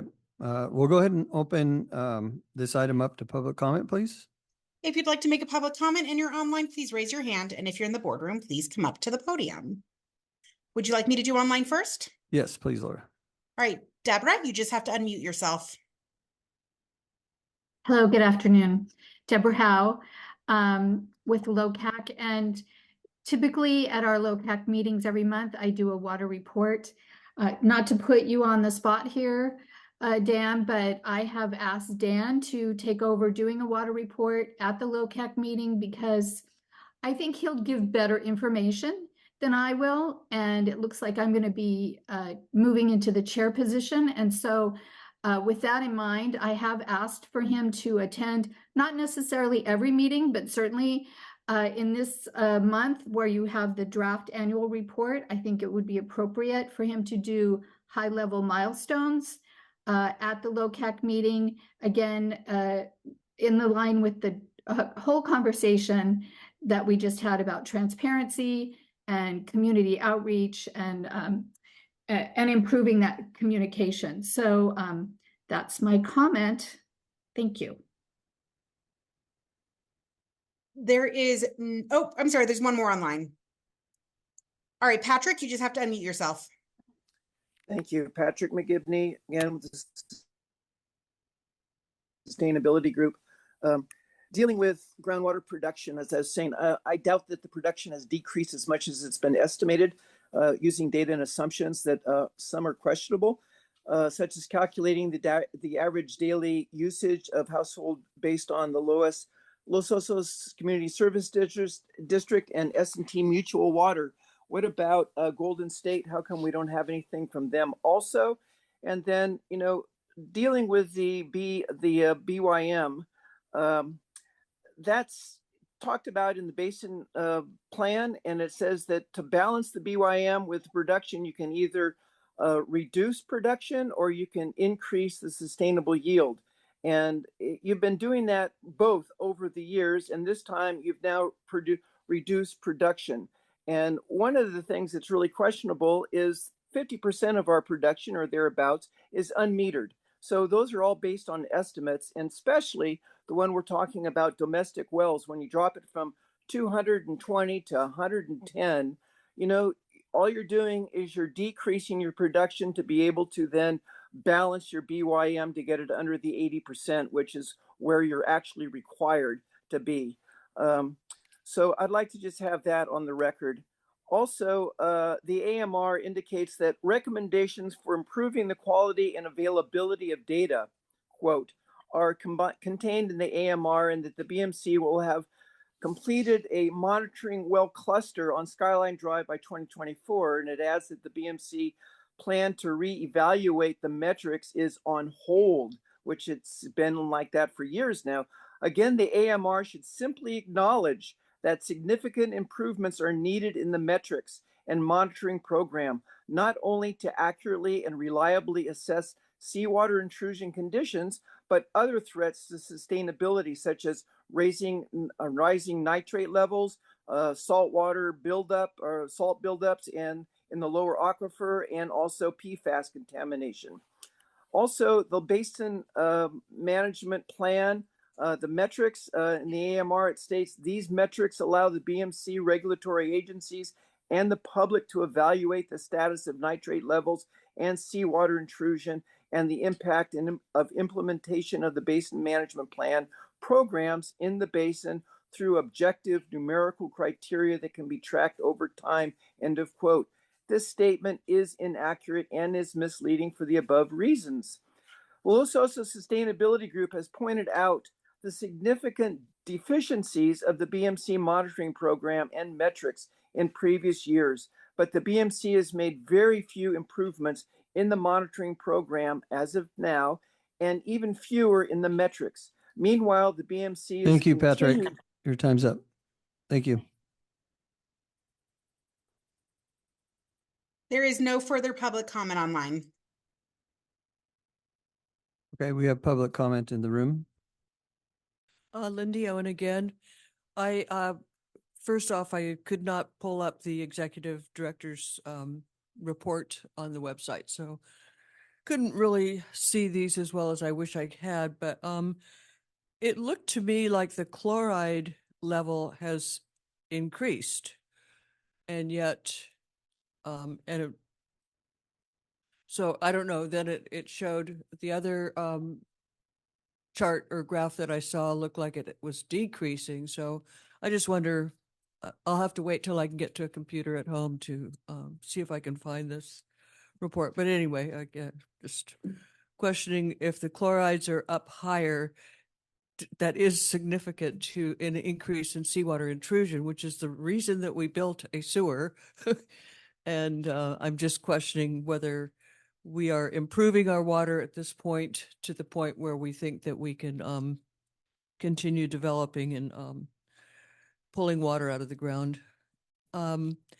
And my other issue has always been, I'd like the 500 private wells are all they're mostly outside of the prohibition zone and the water purveyors areas. So that is the county. So I'd just like to clarify who pays for the county's share of this meeting, this group, the committee, and the activities that we all contribute to. What amount does each private well contribute? Because the reason I say that is we all contribute. We're paying for a sewer. We're paying for property that had to be bought. I mean, there are a number of costs that the purveyors, customers are paying for. Whereas the private wells, apparently, from what I've been able to see, have absolutely no costs whatsoever, except what it costs to get the water out of the ground. Then we come back to, well, how do we monitor them?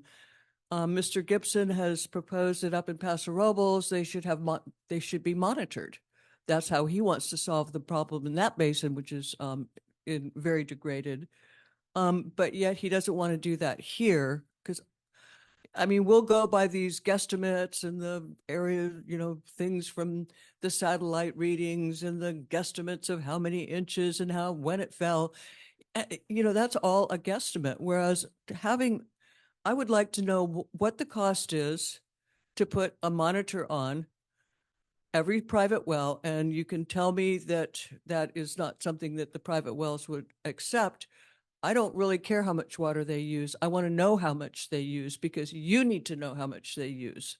That is half of our basin is based on what's coming out of those wells. So I would appreciate that brought forward.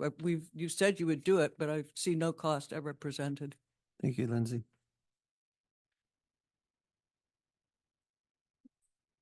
Sorry about that. Becky McFarland.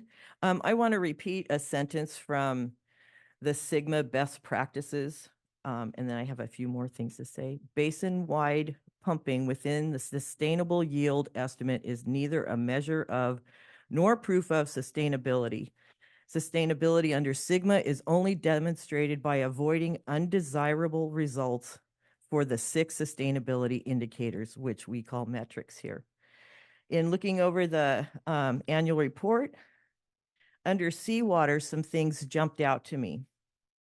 One of them was where it says the estimated position of the fall 23 seawater intrusion. I'm not going to read the whole thing, but it says there is insufficient information to represent current lower aquifer E intrusion in a planned figure view, but generalized, blah, blah, blah.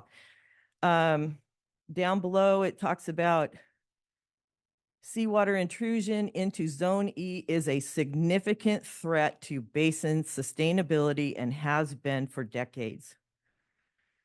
And then at the very bottom of page 58, it talks about Zone E seawater intrusion is interpreted to be laterally pervasive in the western area based on elevated concentration on and on, lupin. But it shows, which indicates a worsening condition over time. Additional deep monitoring wells are needed to further define the extent and movement of the intrusion. And I think, we talk about the different things in the basin plan that are supposed to be done.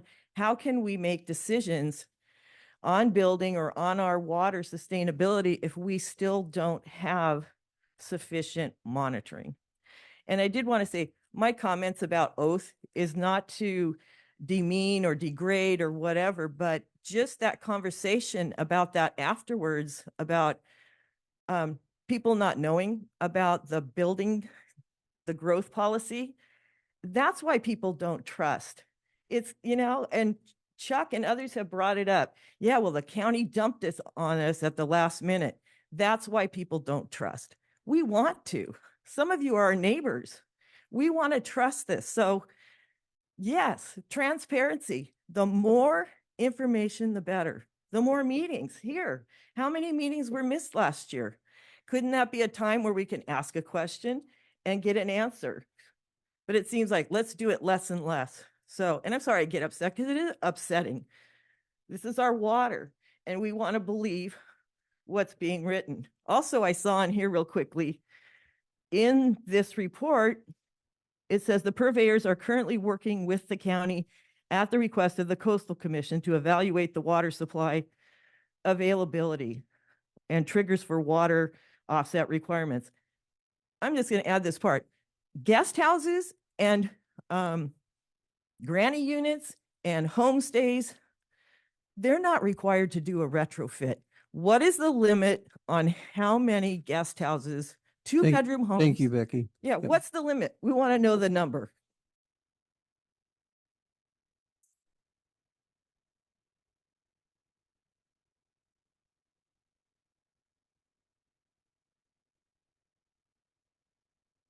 Hi, Emily again. So this just trails to previous comments, trying to figure out where, because it was published in the CSD before, I think, Ron's report about the state California Coastal Commission hydrogeologist. But going back to the reports that we just heard, which Dan, that was actually great to hear the narrative with the charts.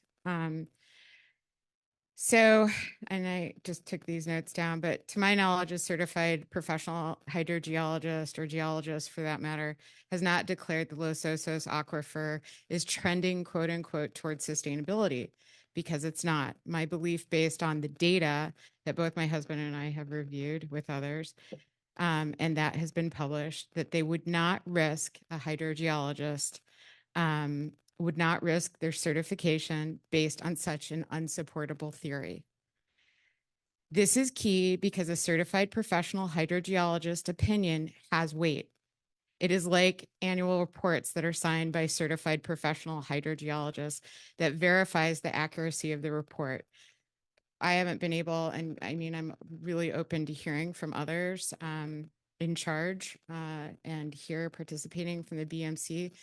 I'm not aware that Cleith Harris has said this phrase, trending towards sustainability. And, in closing, it's like going to a doctor, an MD, for an illness versus a physical trainer who's pumping you up during a workout. These terms and the types of sciences, a civil engineer, a geophysical, PhD, a water company. And I know you, and thank you for saying, Mark, that you have hydrogeologists. I've worked with them my whole life. I'm married to one, but I've worked with engineers my whole life. They're in sciences, it's important, and it's important to get the record straight. And this just goes to Ron. I'm not trying to humiliate the record or anything, but it's important when we throw these things around or report out on them that they're accurate. Who's saying it? Why are they saying it? Where's the data and the science? And Blaine really is also not a hydrogeologist. So that's all I had to say. And thank you for your work. Thank you, Emily. Okay, we have no further public comment. We'll bring it back to the board. I mean, at this point, this isn't an action item. That'll be the next meeting. It's more information. We've heard the comments. We've taken notes. I don't know if there's any other comments from the board members, or Dan, if you have a comment, you're welcome to make one too. Yeah, I think just want to highlight that, yeah, there are positive signs we're seeing in some areas. There are warning signs we're seeing in other areas. I think we highlighted LA 11, we highlighted UA 5. Zone E is another area that we need to continue to closely monitor. I use this analogy, and I'm sure Spencer hates it, that sometimes I feel like seawater intrusion is a bit like whack-a-mole. We put strategies and things in place to address it in certain areas of the basin. We see success, and then we see other areas of basin where we see differing conditions. And one of the things that we've talked about is with the update of the basin metrics, which we've put on hold, which I agree is unfortunate. And again, I think the reason we did that is because we are making great strides in improving our monitoring network, and is that the water level and the chloride metric don't necessarily tell that temporal story. They aggregate all of the data into one data point, and which is helpful in sort of telling a larger story. But the updated metric, the drafts that have been put together have contemplated, yes, we can have a consolidated metric, but then we can also have sort of individual, not even metrics, but just graphics that show the conditions at the individual locations within the metric wells. And I think that would be helpful in kind of telling that whole story. It's not just what's the metric it's doing, it's what is happening at the individual wells also. Maybe I could reframe that. This is an incredibly complicated physical system that we've taken the management on. And the effects that Dan notes, that when we make certain choices about where we pump and how much we pump and how much we consume and all these things, all have a variety of effects. But as with any complex physical system, there are going to be observations of the outputs. The impacts of those are going to vary to a certain extent. I think the key issue here is that this annual report has been prepared by the appropriate professionals with the appropriate professional certifications, and taken as a whole. There's a separate question as to what we as policymakers choose to do, both in terms of the water purveyors and their particular choices of the future steps of projects, and the county in terms of how we regulate land use based on this technical information. I don't think that there's the discussion of who's got what qualifications is, I think, not the focus here, because we have the information before us. It's been put out for public consideration. We're here to take comments on it from the lay public and from any professionals that might want to offer an actual technical analysis of it. I think it's important, and we're dispatching the requirements of the stipulated judgment, the interlocutory stipulated judgment, that we approve this.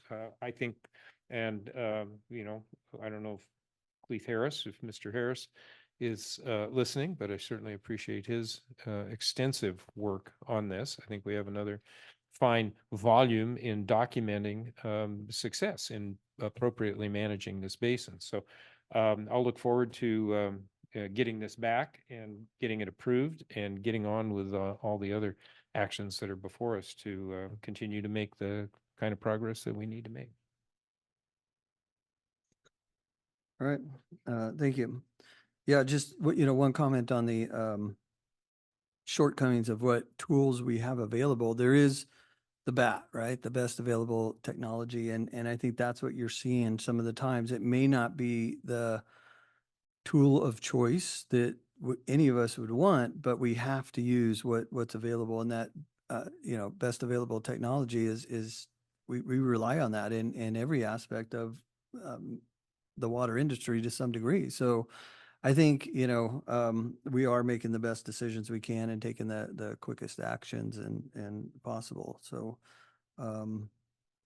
yeah, I do appreciate having Cleith on board too. I want to recognize that, he's got more knowledge than probably any of us in this community on the basin. So, we're very gifted to have him preparing this report for us. Thanks. Okay, I'm going to go ahead and close this item unless there's any further comments. From the- I would like to also take the opportunity to acknowledge Cleatheris geologists and their staff for their efforts on the basin. While I sit up here and present this, they are the ones that do all of the work, putting this together and preparing these recommendations and creating these, I think really hopefully helpful figures to help us all and Yeah. better understand the basin. Okay, thank you. Okay, we're gonna go ahead and move to our other action item, item 9B. Update on the Central Coast Regional Water Quality Control Board email and investigation into the Cabrillo Estates groundwater portion of the basin.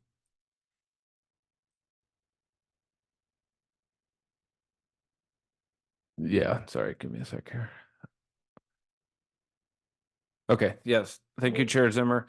Yeah, so item 9B, if you recall, we had a discussion around lower aquifer nitrates at our last BMC meeting.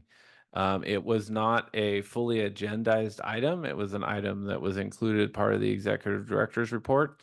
And so out of an abundance of caution, and I think good caution, it turns out we sort of stopped that item. We requested that we stop discussion on that item and we consider it as a potential future agendized item because we didn't want to find ourselves in trouble with the Brown Act. And so, and in conferring with legal counsel subsequent to that, I think that was the call. And so I was happy that we did that. We've got some new strategies around how we can make things available for a more open and comprehensive dialogue that we can employ to avoid, again, potential future issues with the Brown Act. That being said, there was a request to bring this item back to the BMC and to bring an update from the regional board to the Basin Management Committee. And so I at the request of one of the directors, I reached out to the regional board for an update and for their attendance at the meeting. And received the response from the regional board that's included in the BMC agenda packet. And, I'll just try to paraphrase this as opposed to read the whole email. But basically the response was that the regional board is not able to attend the BMC meeting at this time because the regional board does not have new information to report on the nitrate source investigation that continues to occur in the S&T Mutual and Golden State Water Company wells. When the regional board has new and significant information to provide, the regional board will provide or can provide an update to the BMC and can answer questions from the BMC parties. And then the email, it goes on to really just describe, all the activities that the regional board has undertaken since March 23rd of 2023, when it last provided an in-person significant update to the Basin Management Committee. That in essence is the update from the regional board on this issue. And again, there was a request to agendize it so that any dialogue that the BMC directors would want to have could be allowed. And if you'd like, Mr. Chair, if you look at the email that Dan included in the agenda packet, you'll see that the last bullet was May 7th, a week ago yesterday. We did convene a meeting between myself, members of our public works staff, and members of the staff of the regional board.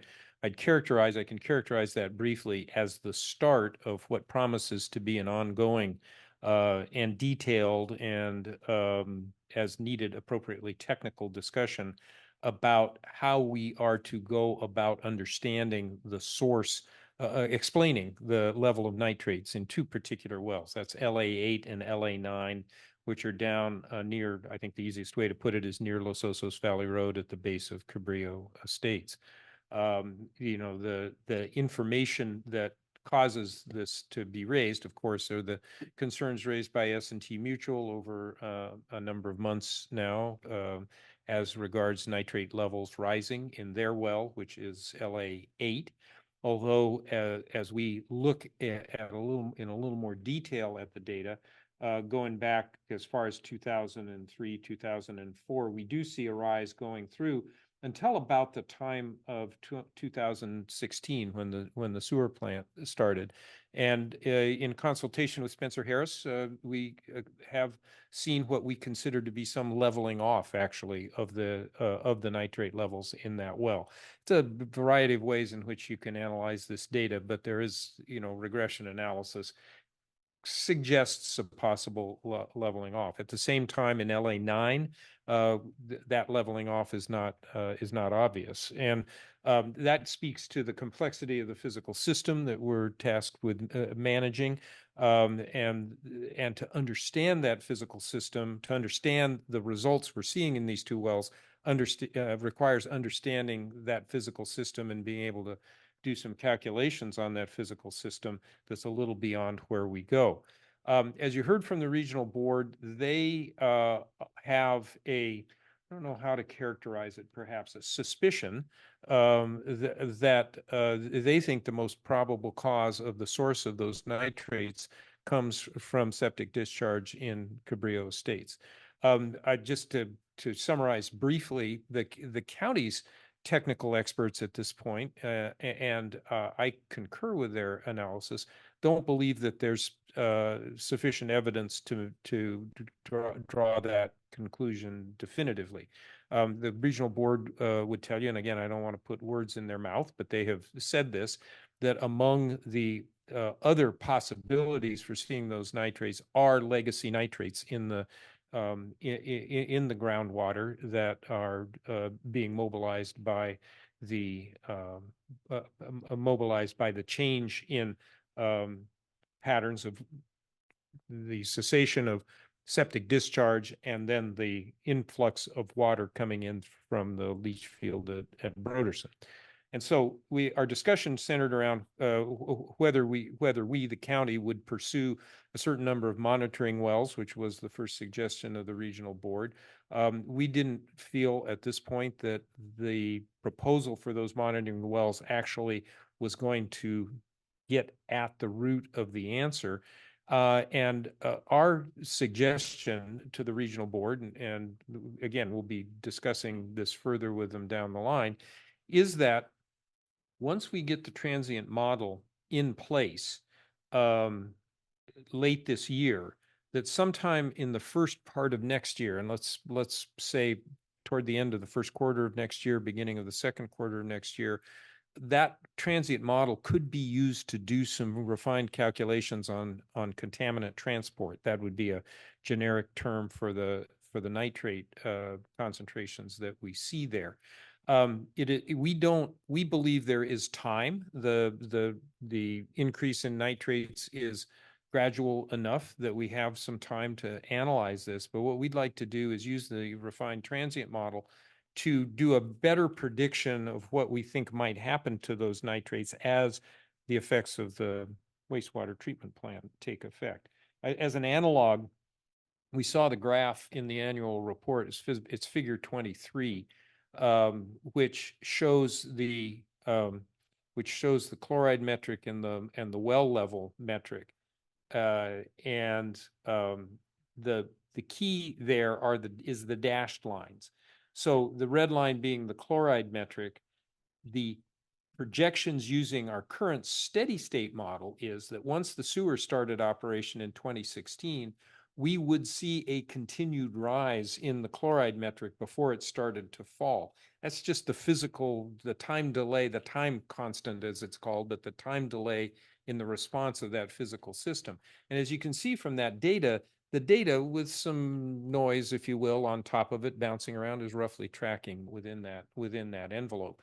So we think that the transient model provides a next generation approach to calculating the projection And we think that needs to be applied to what we are observing in the nitrate concentrations now to see if we can expect over some number of years that they would actually start to go down.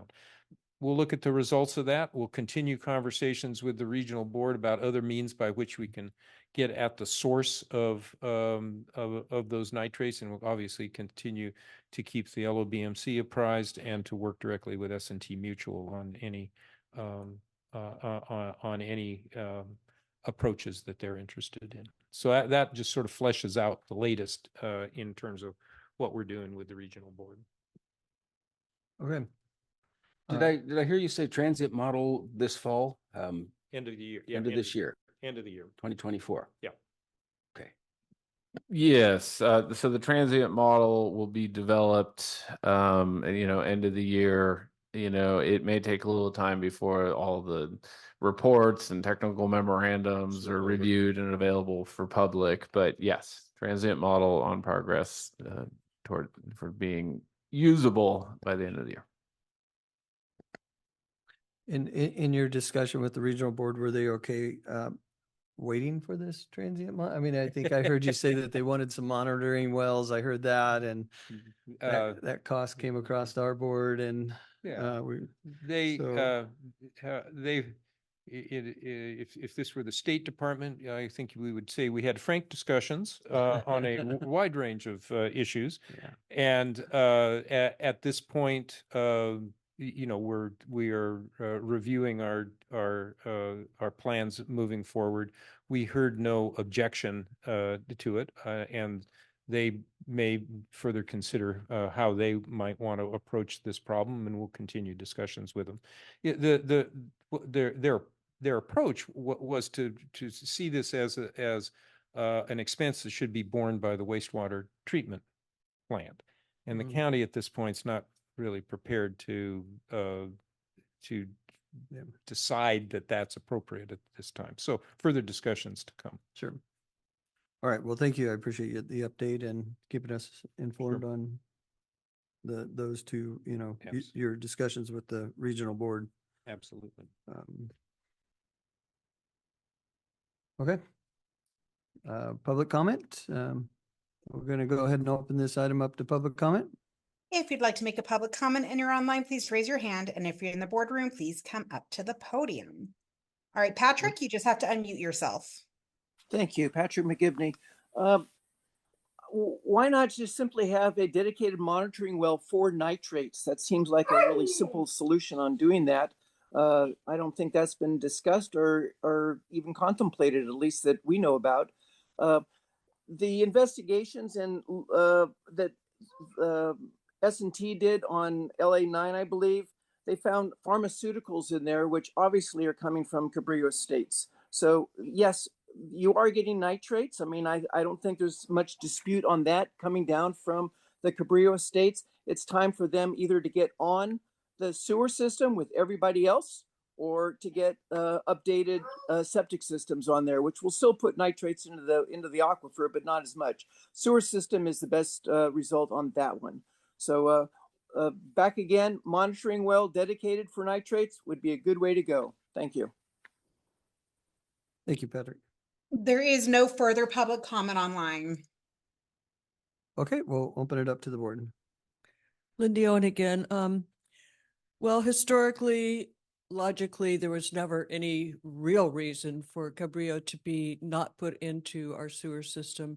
None of them are on 1 acre lots. They meet the same criteria that all of us met. But yet there was a favor given. Politics is always a problem.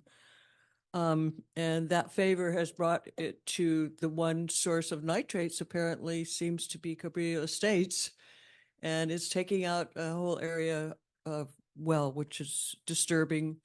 But at this late date, it's still not too late to correct. I know Deborah Howe is in Cabrillo, and the group there, they have been having ongoing talks about looking at the cost of hooking up to the sewer.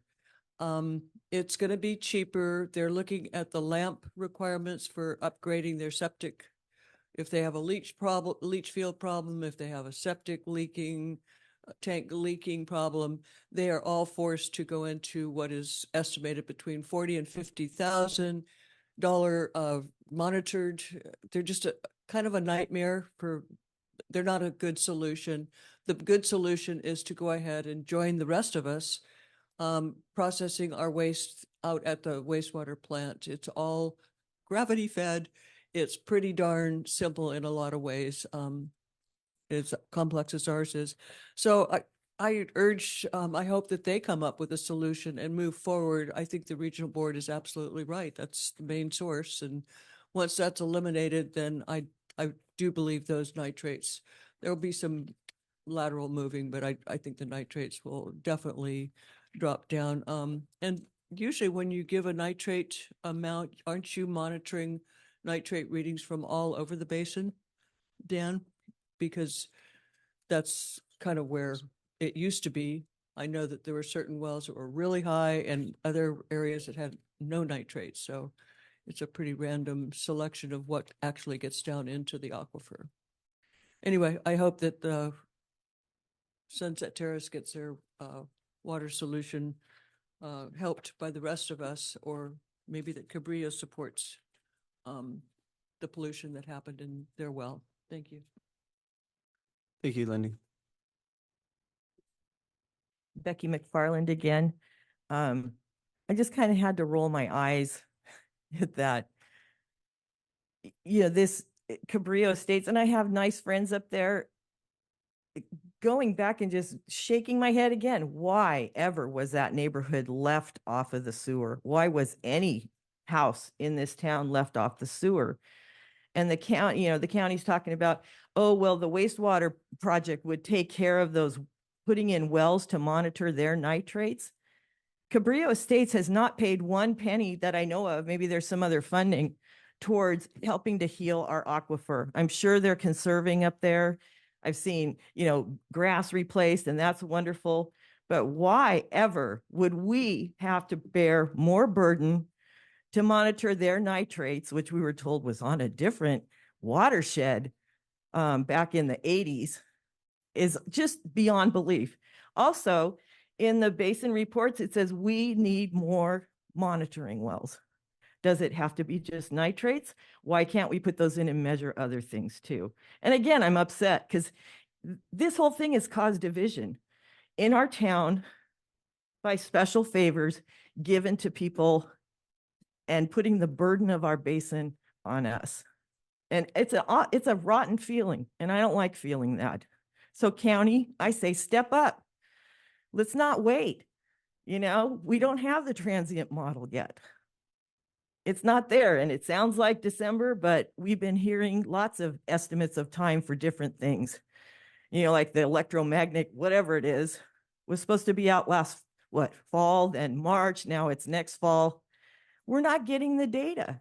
And yeah, we don't feel good about that. So county, step up and take care of those nitrates. Thank you. Thank you, Becky. We have no further public comment in the room. Bring it back to the board. Any further comments or information? Again, let me just, in terms of public comment, we heard several conclusionary assertions that the nitrates come from Cabrillo, that it is possible that's true. There are other sources that are equally possible, and there is no evidence to differentiate one from the other at this point. So that's the goal. That is the work for the county and in conversation with the regional board, and we'll report as we make determinations on that. Very good. All right. Thank you. Okay, we'll close this item 9B and go to adjournment, item 10. Thank you, everybody. Appreciate your attending this meeting.